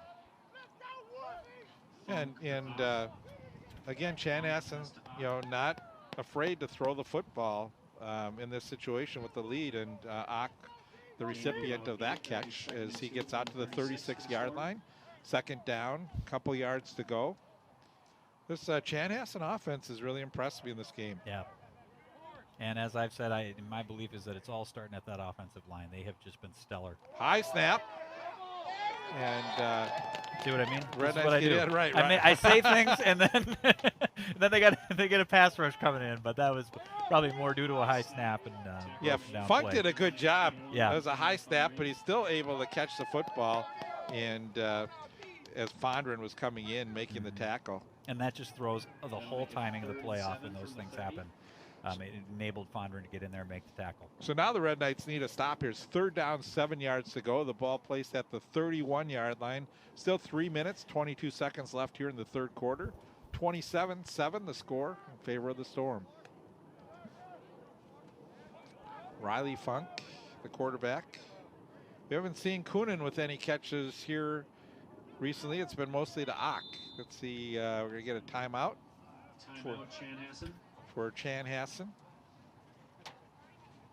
So something there they didn't like, and I think Chanhassen is in a situation where they really want this first down. They want to grind this clock down. They want to wear this Knight defense down, and so they want to make sure they get this play right. Well, the Red Knights have a real winnable game. Their next one as they face Jefferson at Bloomington, and then they travel on to the Academy of Holy Angels. That'll be a tough one. Always a tough game when those two teams face off, and that's on November 6th. And then November 11th, Cooper at home. And when we're sitting here at 20-degree temperatures right now, you're wondering what is it going to be 3 weeks from now? But they're saying that there may be a little bit warmer trend coming in November, and we may see 40s. So maybe hopefully this is the coldest night that we have for announcing. Well, one could hope that the players have playing too. The way my predictions are going, I'm just going to say it's going to be frigid the next time we're back here. Well, there was Kunin. There goes Kunin, just like you said.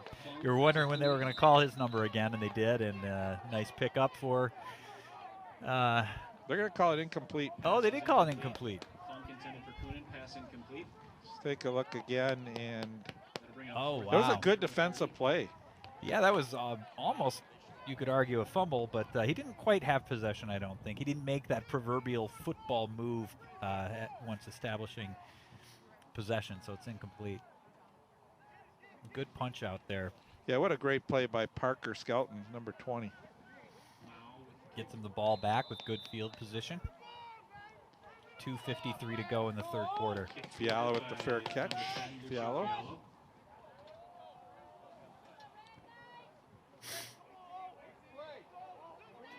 Well, I mean, they have good field position. They just got to sustain a drive here. Yep.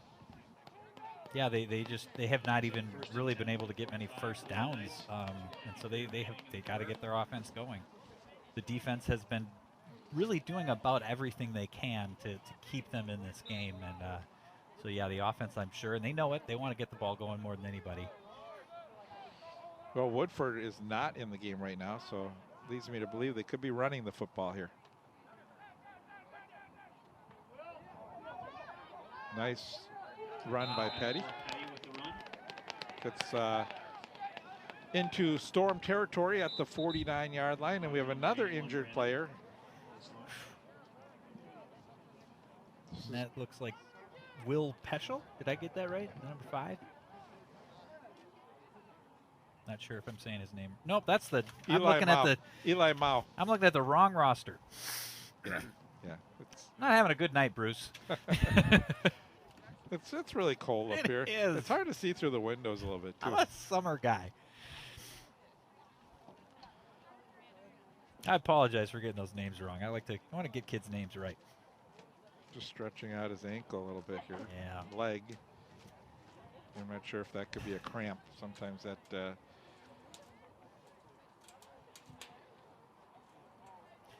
Yeah, especially when it gets cold, they can really cramp up easy.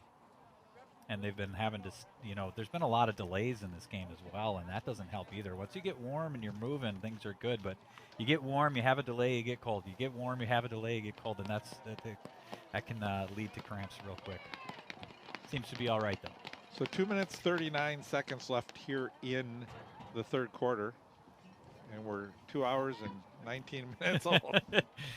Yeah, it's been a long one, but that's okay. They needed to take that time with the Pinkerton injury. They had to deal with that one very, very carefully. So yes. We'll take the delay. Handoff. There's a first down for Dean.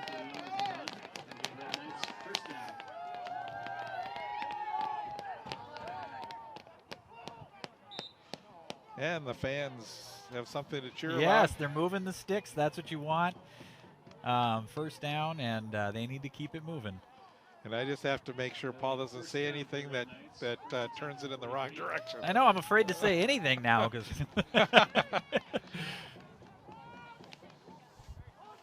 So first down 10 from the 43-yard line.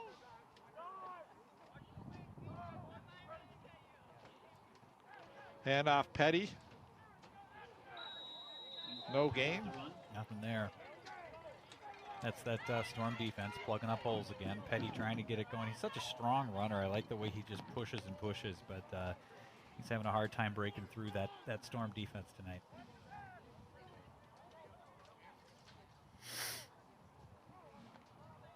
The Red Knights trying to get something going, even if it's on the ground. They trail by 3 scores here, so the clock keeps moving. Yep, minute and a half to go in the third. And the pitch for Dean. And again, just hard to run on this Storm defense. They do a great job. They really do. They plug things up. They tackle well. They're just always there. Heads are on a swivel, and that looked like a play that could have broken for a big big gain, but Storm defense just plugs it up. They got some really good linebackers. Minute left to go in the third quarter.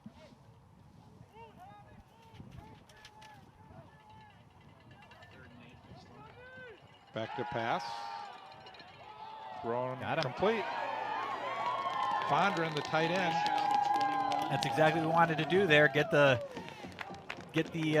passing game going. Fondren right up the middle like you had talked about, and we've got a first down, and we have a Knight player down now with what looks to be an arm injury of some kind.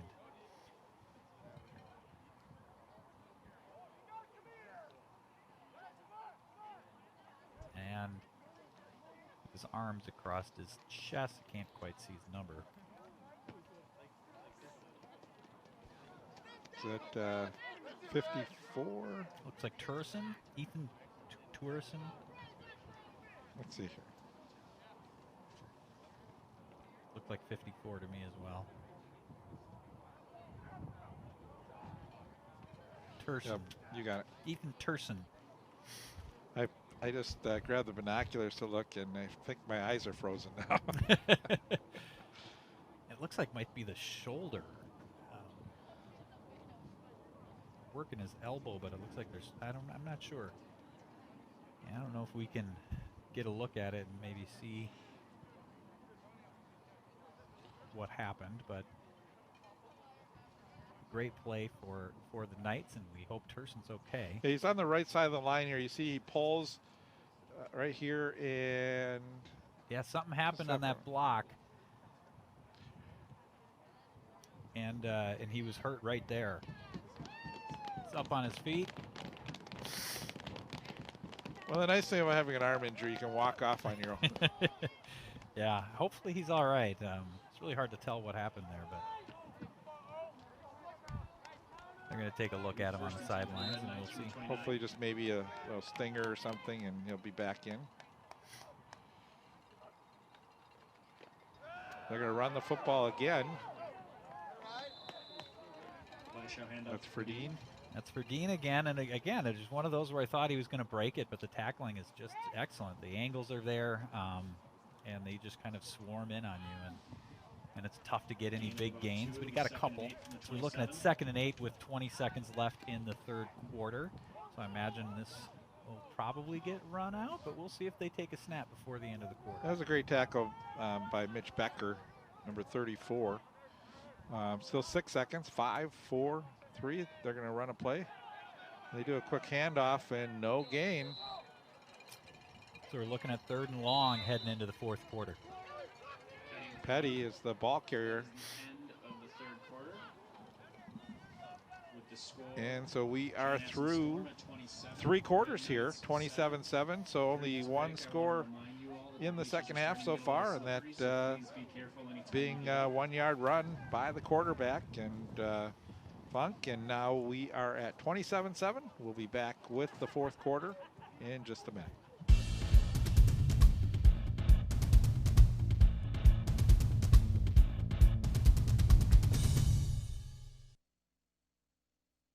I am a nurse, a firefighter, a college student, a mother, and I am an American soldier.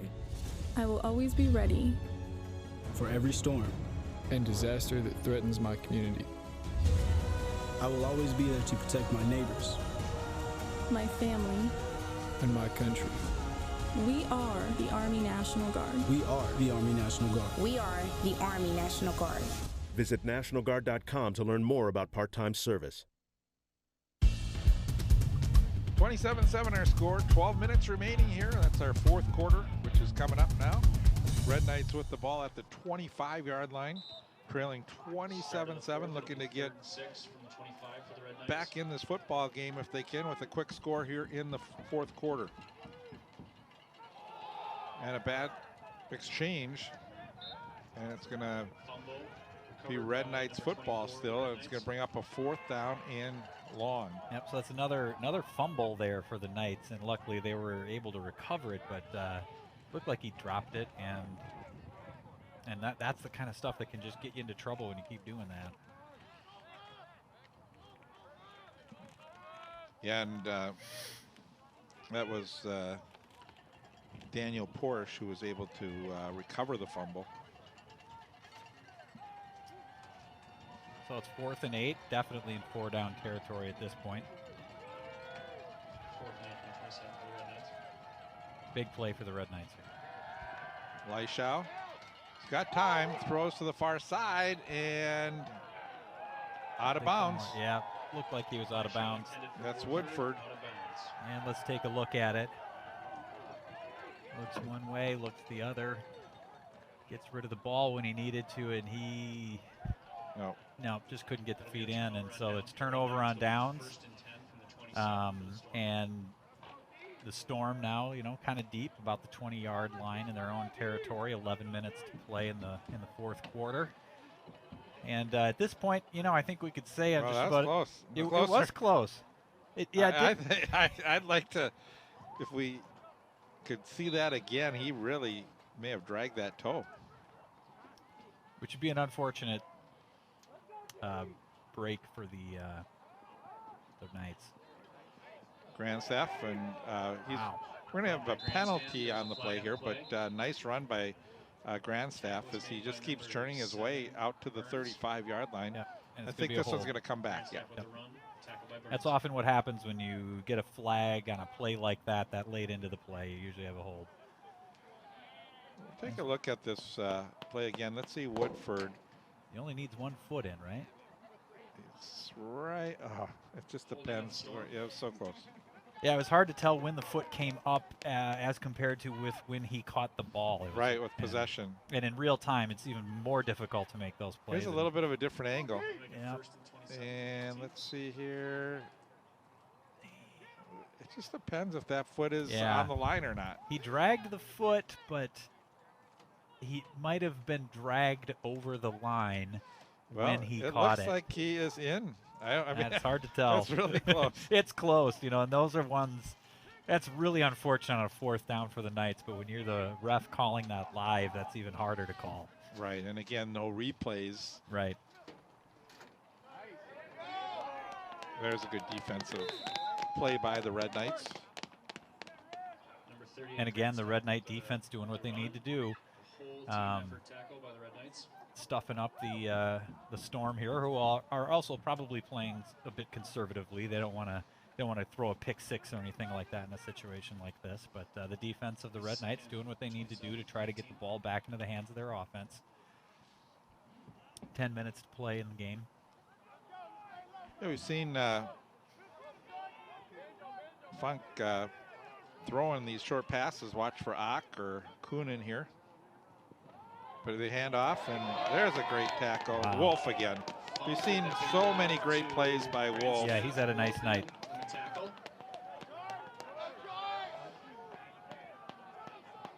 Again, George doesn't have a lot of size, but he gets down low, takes out the ankles, and what a great tackle. Yeah, and you can see Grandstaff there frustrated, just like, God, how did I not break that one? I love watching Wolf play the way he gets in there. Yep. So he's in. Love to see him get more involved in the passing game. We saw one ball thrown his way. So 3rd and 18, 9 minutes and 15 seconds to play. 3rd and 19. And a timeout for Chanhassen. That's their second timeout of the half. So that's their second timeout here of the half. Yep, and I think Chanhassen again is on these 3rd down plays. They're just really wanting to get it right. They want to hang on to the ball and grind this clock out and get out and and go home with a victory. Well, so they want to make these plays.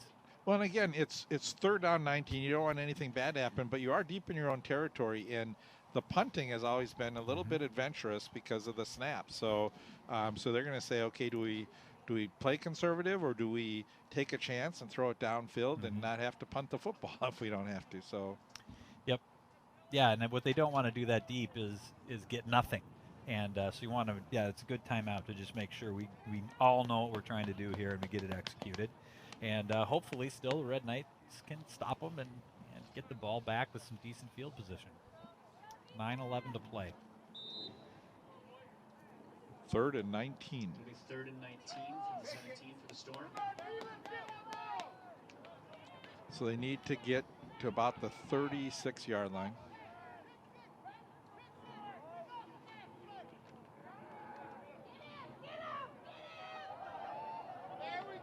And the Red Knights will force a punt.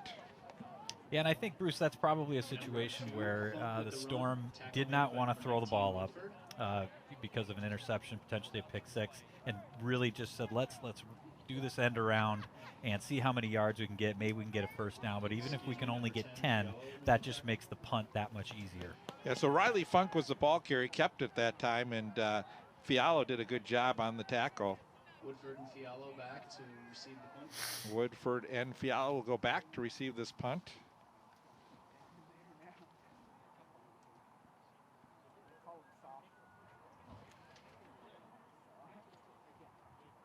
Sure would be nice to see them run this one back.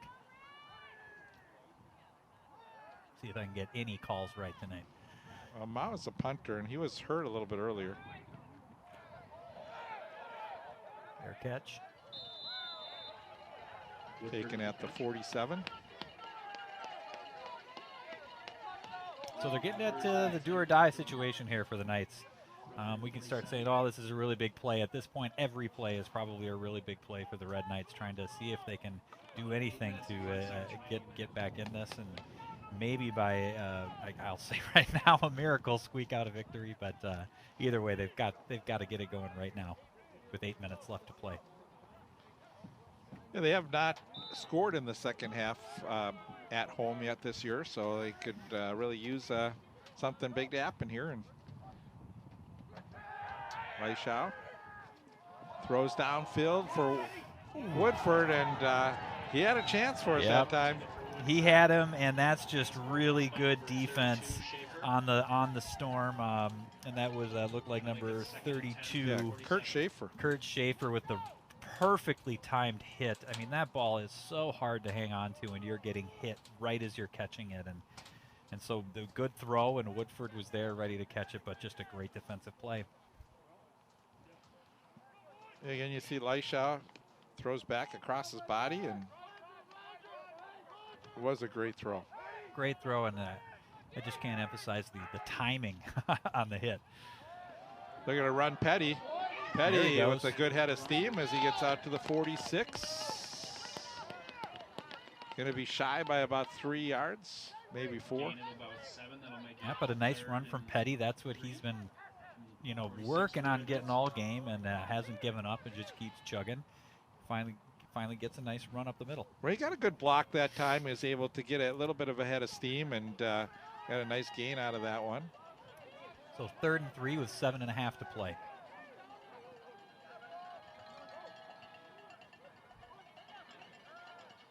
And they're going to give the same play to Petty. And Petty breaks the tackle as a first down for the Red Knights at the 40-yard line. Yeah, great vision on the part of Petty there to kind of cut back inside and find the hole and get the first down and get this team moving and motivated. About 7 minutes and 15 seconds to play. If you watch here, he just kind of does this little cutback move right there. He sees who was that, number 63. He's got a block and was able to utilize that block to cut back inside and get the first down.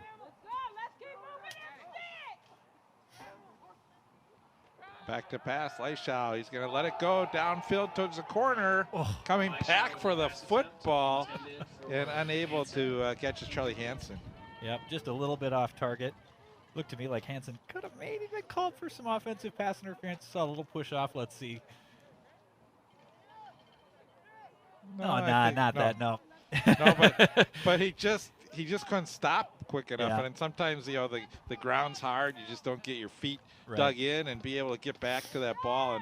And he had an opportunity, but just not able to get back to the football. But I like the call going with those deep balls on first down. Here's a give to Petty.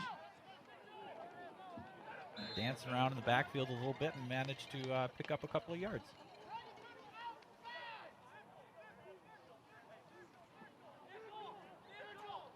Make it 3rd and 10 from the 40. Thought he picked up a couple of yards. Got a player hopping off the field for Chanhassen. Maybe he didn't.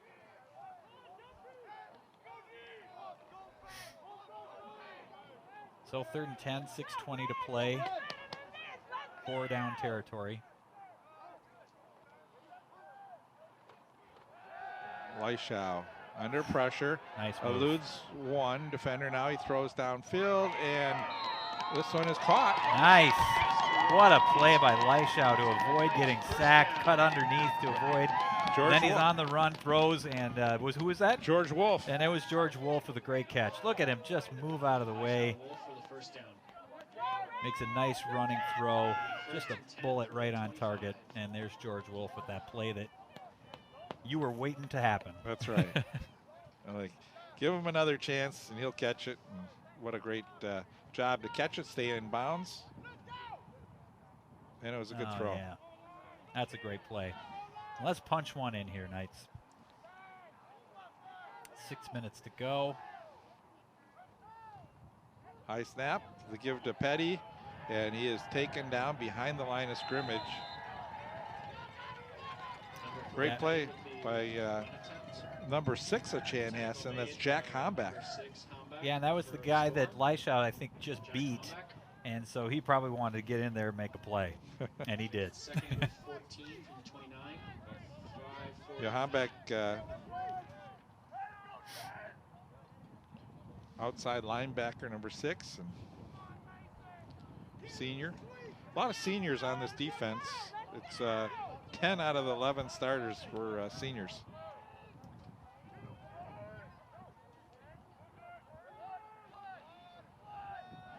Back to pass, Leischow. He's going to let it go for the corner. He's got Woodford open, and that pass just took a little long to get there because Woodford had the defenders beat, but then the pass just held up. Woodford had 2 defenders on him and was unable to get that football. Yeah, and he almost had it, but those defenders were just able to get in there and you know, knock the ball around. And right. Well, it looks like maybe they hit his shoulder pad. But yeah, you're right, Bruce. The ball just kind of hung up there a little too long. So it's 3rd and 14. There's a flag on the play. Right. And I think this is going to be marked off against the Red Knights. Holding against the Red Knights. So that play would have been nullified. After, here I thought this somebody's arm got in there, but it actually hit him right in the face mask. The ball just went right through his hands and hit him in the face mask, which that's too bad he wasn't able to pull that one in, but it would have been taken back anyways.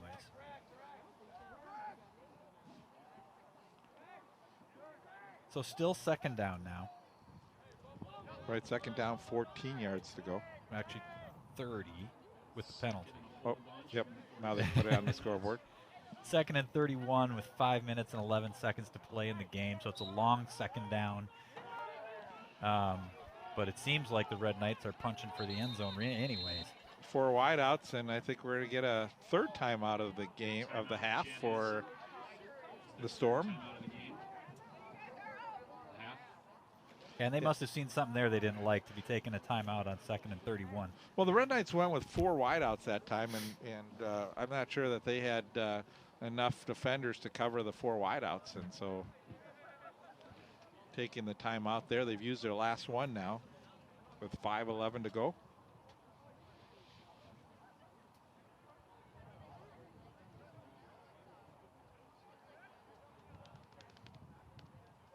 And Bruce, just even for the sake of morale, the Red Knights would really like to get in the end zone here. They haven't scored since the 1st quarter, and am I correct? You are correct. It's been a long night. And so they want to get in the end zone and feel like they've got something going. But again, kudos to the Red Knight defense for keeping this as close. I mean, it's not close, but it could have been a lot worse with the struggles the offense has had to get anything going. That's right, the Paul. Defense has done pretty well. You're right, Paul. And their defense had their back to the wall. Storm had great field position many times, and the Red Knights came up with some good defensive stops. So, and that's what keeps you in the game. Leishau throws it for Hansen. Is that Hansen? I think so. Yep. Yep, that was Hansen. Hard to see across the field. Actually, if I just watch our cameras here, they do a great job. I probably much better than my eyesight. So we're looking at third in a bunch. 4 down territory, 4 minutes and 51 seconds left to play. Third and about 28 from the 43. Yeah, third down and 28 yards to go. They don't need to get it all right here. And we got some discussion with the referees.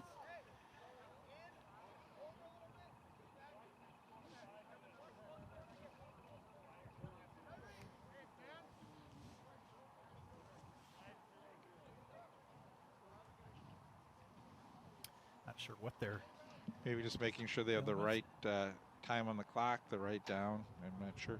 You know, Leishau sometimes from the back with that number 12 in the red jerseys kind of looks like Tom Brady in a classic Patriots uniform. I'm wondering if maybe they're just trying to make sure the balls are inflated correctly. Sorry. I had to get that one in there, didn't you? I did. Third and 28 with 5 minutes remaining from the 44. Leishau steps up. Now trying to direct traffic. We have a penalty flag. It's going to go against the Red Knights if it is complete. Should be a hold in the backfield, I believe. Yeah, and as we've said, that's often what you when you see a flag at that point in the play, it's usually a hold, as the line is doing everything they can to protect the ball carrier, whoever it may be, and that's the last thing the Knights need is to back this thing up even more. Well, this could be declined. It would bring up a fourth down, but yeah, they are going to decline it. Yeah, there's not that much difference between 4th and 28 and 3rd and 38, so you may as well go with fourth down. So they got a lot to make up here, Bruce. This is kind of well, this is almost like Hail Mary territory. You just got to take one long shot downfield and hope one of your guys can catch it. And that's what he's going to do. He's going to throw it down towards the corner and out of bounds, intended for Woodford, but no chance, and turnover on downs. So 4:45 left to play, and you can expect the Storm to come out here and just kind of pound the ball and keep it safe and chew up clock, and we'll see if and when the Knights start using some timeouts, hoping to get the ball back. Well, and the fans are starting to do the exodus. Yes. Well, we did see the parting of the Red Sea, and so that's the exodus is what follows. Sorry, this is what happens when you got a clergyman in the booth. Pastor Paul.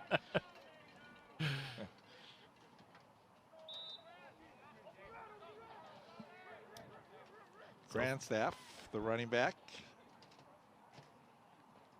He gets the football and breaks a tackle. Can he turn it? Out to the 40, 35, and is taken down at the 35-yard line, brought down by number 81, Brady Wine. Nice run by Grandstaff. You can see at first here he's got two hands on the ball just trying to protect it, but then I think he sees something and he's like, you know what, I want my big run too, and just and goes for it and gets a nice run, turns that corner. Colin Nelson, the head coach of Chanhassen, they've done a good job preparing their team for this game, and sure have. Had a couple big injuries and still able to maintain their 20-point lead.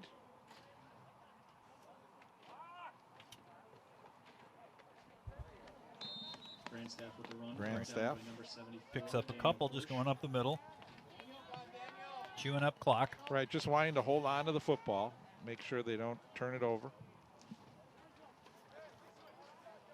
2nd and 8 from the 33 for the Storm.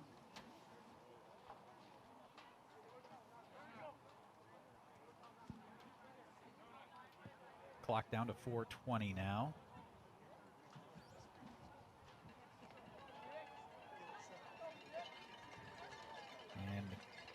comes into play. They're just really taking their time, aren't they, Bruce? They are. They like to get on the bus. Yep. Head back to Chanhassen. Riley Funk has done a great job, and now he fumbles the football.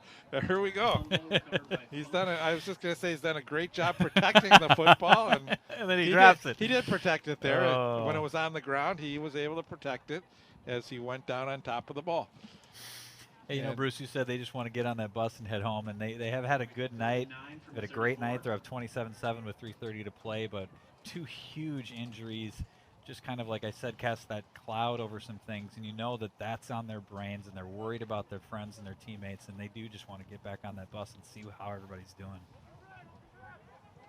3:15 left to play. So 3rd down, 9 to go. Funk, hands off. Grandstaff, and pulled down. Nice tackle. With the run, taken down by number 10, Fialo. Fialo made a couple great plays here in the 4th quarter. 4th and 9. Yeah, he's been kind of, we haven't called his number much in the first half, but we certainly have in the second half.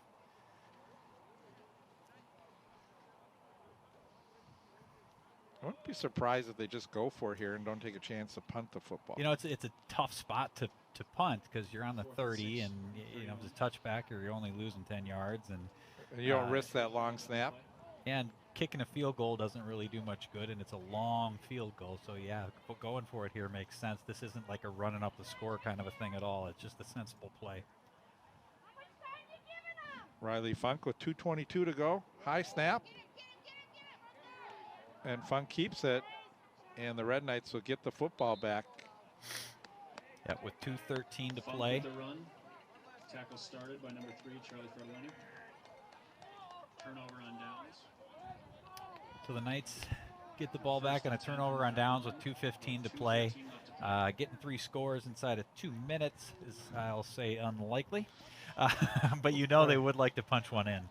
Right, looking for something positive here before they head to the locker room. And 1st and 10 from the 28 for the Red Knights.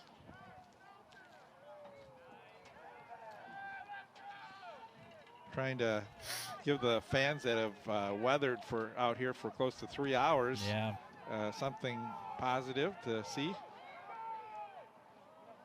Back to pass. Leishau has got a lot of time. Looking, still rolling, still has time. Oh. And now he's going to go down. There he should have just thrown it out of bounds. Yeah, that was definitely what he should have done there now, because now the clock's just going to keep rolling, and there was no sense to hang on to that one, but they're going to be in a hurry-up offense here anyway. 2nd 11 from the 27. 2nd down 11 from the 27. We're down to 1:45. Leishau, he rolls to the far side. Now he throws downfield open, and it's caught. Charlie Wolf. George Wolf, sorry. Charlie. So that's a Red Knight first down. George 1:30 to play. And George has made a couple good catches here in the 4th quarter. Yep, and had a great game defensively, as we've talked about. 1st and 10 from the 41. George in his senior year. Leishau back to pass. Still plenty of time. Throws it to the near side over the outstretched arms of George. Just missed Wolf on that one, and so now it's 1:20 left to play. 27-7.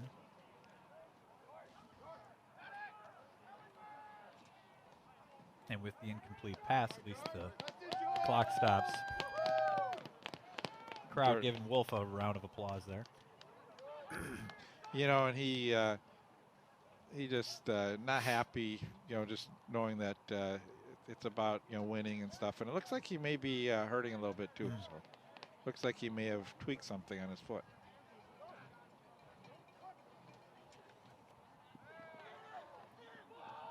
Thrown to the near side, intended for Woodford, and I would say that they've done a good job on Woodford. He's yeah, they've keyed in on him well, and it's just been difficult for the Red Knights to get anything going offensively tonight, which I think is more of a kudos to the Chanhassen defense. They've just been stellar.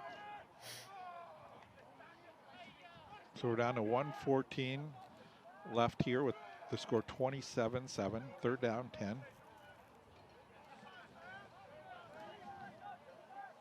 The Storm scored 21 in the first half.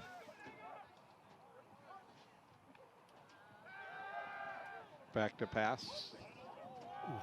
Throwing across the middle of the field, player wide open, and it's caught. And that's Woodford. Woodford at the 22-yard line. Get out of bounds. He's taking about 6 more seconds off the clock, trying to just get an extra yard or so. So that's a big play for the Red Knights, big boost, and now with 58 seconds left and the ball on, where is it, about the 25, they've got they got plenty of time to punch one in and at least get something positive going into the locker room. Well, and again, I'm not sure if the Storm have all their starters in at this point of the game, but there's a run by Petty, and Petty gets down to the 10-yard line, gets out of bounds. Forced out of bounds by number 36, Newman. Yep, nice little run by Petty. 52 seconds left to play. Yeah, it looks like Chanhassen has subbed quite a few of their starters out, which is the right thing to do for a number of reasons. But I would say one of them is you got to get those kids some playing time, especially when you have so many seniors going out this year. You need to get some of those younger players in and getting some reps. 52 seconds remaining. Leishow rolls to the near side, and he beats one defender, and now he cuts back towards the end zone, and it looked like he was in. Touchdown. Took a big hit in the end zone, but hits right up, and Leishow hangs onto it, improvises a little bit, and gets the Red Knights a little boost here toward the end of the game with 42 seconds left. Really a nice run by Leishow. It looked like there was a lot of pursuit on that near sideline. There you see one defender there, then he faked out number 49 and worked his way towards the corner of the end zone. So it's 27-13 with 42 seconds left. Fratellone will attempt extra point. Got to get one player off the field here as Red Knights have too many men on the field. Oof. Another a botch snap, and they're going to go for 2 because of that and not get it, so that'll be 27-13. Right, Jake Runman having to play quarterback there. And that was the right move for him to do with a snap like that. There's no way they were going to get that kickoff, and so he rightly just didn't even attempt to get a hold down and just rolled out to see if he could make something happen. 27-13 now the score with 42 seconds to go, so probably see an onside kick here. Probably.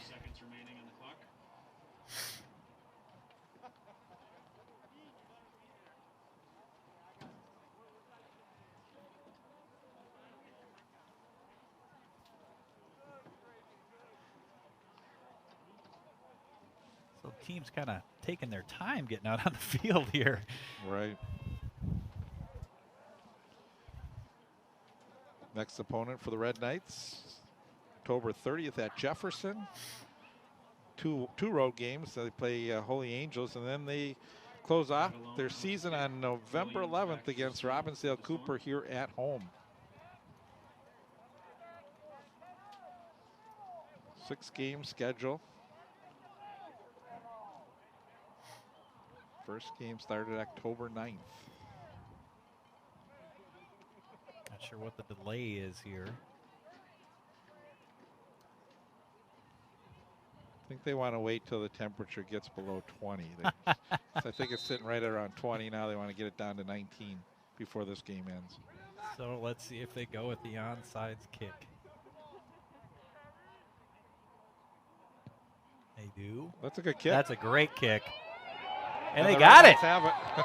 That's exactly what you want those to do, where it just kind of rolls a little bit and then hops up in the air for a jump ball. It's anybody's ball, and the Knights recover. Okay, so hypothetically, you get a touchdown here really quick. It's 42 seconds. Throw it in the end zone, get a touchdown, then you're down by 1 score. Yeah. And we It's get a not tie over. game. Get an another overtime onside and just kick. keep this thing going. Yeah, all they need now, they got the onside kick. They just need the touchdown and the extra point. Then they need another onside kick and then a touchdown and an extra point. That was a beautiful kick. It was. And the difference here in high school, and it used to be that way in the NFL, was that the line can start running with the kicker.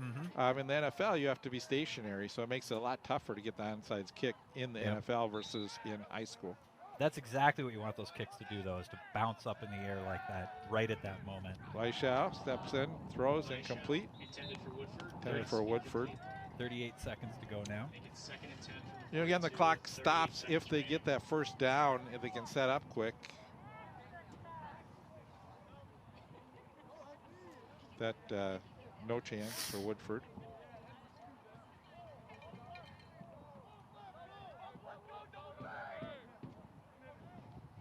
We have some of the defensive starters have come back in the football game. Yeah, they don't want to mess around. Thrown to the near side, caught by Hansen, trying to get out of bounds, and Bach continues to run.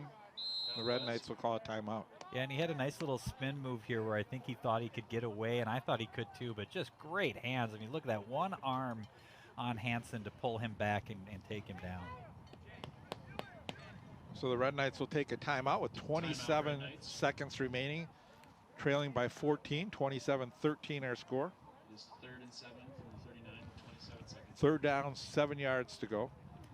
And as we're at a timeout probably toward the end of the game here, I do want to just throw out, with everything that's gone on tonight, our hearts are just, with Pinkerton and Collins, two seniors who were out with what looked to be pretty severe injuries, especially Pinkerton taken to the hospital with an apparent neck injury. No matter how this turns out and what the score is, just our hearts and thoughts and prayers are with them, their family, their friends, teammates, after what has been a hard night for the Chanhassen football team.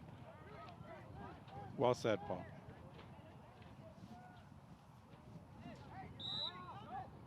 I think the Red Knights have to go for the end zone here. Yep. Leishau steps up into the pocket, and he's going to run it. And that's going to take time off the clock. Yep, and there's 15 ticks left. And the Red Knights take their final timeout. Timeout taken by the Red Knights. I think that's their final timeout. You know me and those details. Again, the scoreboard does not show timeouts, so we're just going to, it is 4th down. Make it 4th and 1 from the 33 with about 15 seconds left. 4th down, but really only enough time for about 2, if you're lucky, maybe 3 plays anyway.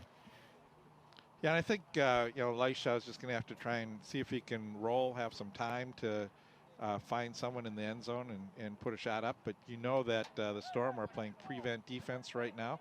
You can see how many guys they have in the backfield. Yep.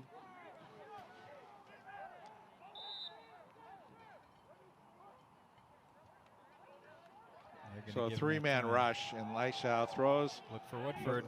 End zone, it's intercepted. Nope, incomplete. Yep. But it'll be a turnover on downs anyways. And 8 seconds left, and Chanhassen should walk out of here with a 27-13 victory. Or limp out of here, because there's another injury. Oh, my.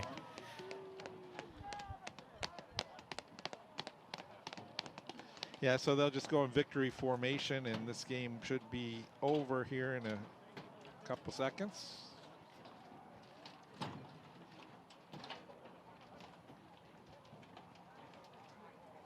I'm not sure why the Storm are taking so long to get onto the field here.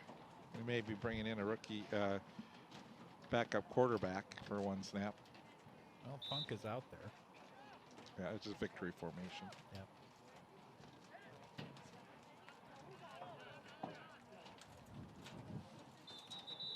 And that'll do it. So after 2 hours and 57 minutes, we come to an end here, Paul. Yep. And it looks like there was a flag on that play. I don't know how that's possible. But the clock has stopped. Or they're going to wind it now. Okay. There we go. And that will be the game, making the final. These referees got to get paid a little overtime tonight. Yeah, really. 13. Thank you all for coming out. this cold night. Please drive safe.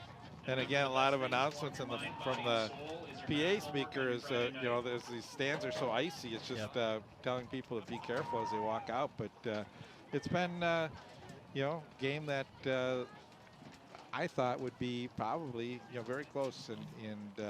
But Chanhassen really impressed me, the way they played, the way that you mentioned. You know, they won the battle on the lines, and that sometimes can make a difference. And I think it did in this game. So. Yep, great game by Chanhassen. Very well played. And again, we're thinking about Pinkerton and Collins, and I know the Knights are as well. And a tough night for the Red Knights, but a valiant effort. They never gave up, and a nice sort of greeting going on here between the two teams. So again, we want to thank everyone who joined us for this game. Looks like we may have cut out, but or maybe you hit a chord. But on behalf of Paul Bodwin and our entire staff here from Park TV 16, I'm Bruce Oberman. Final score 27-13, Chanhassen. Good night.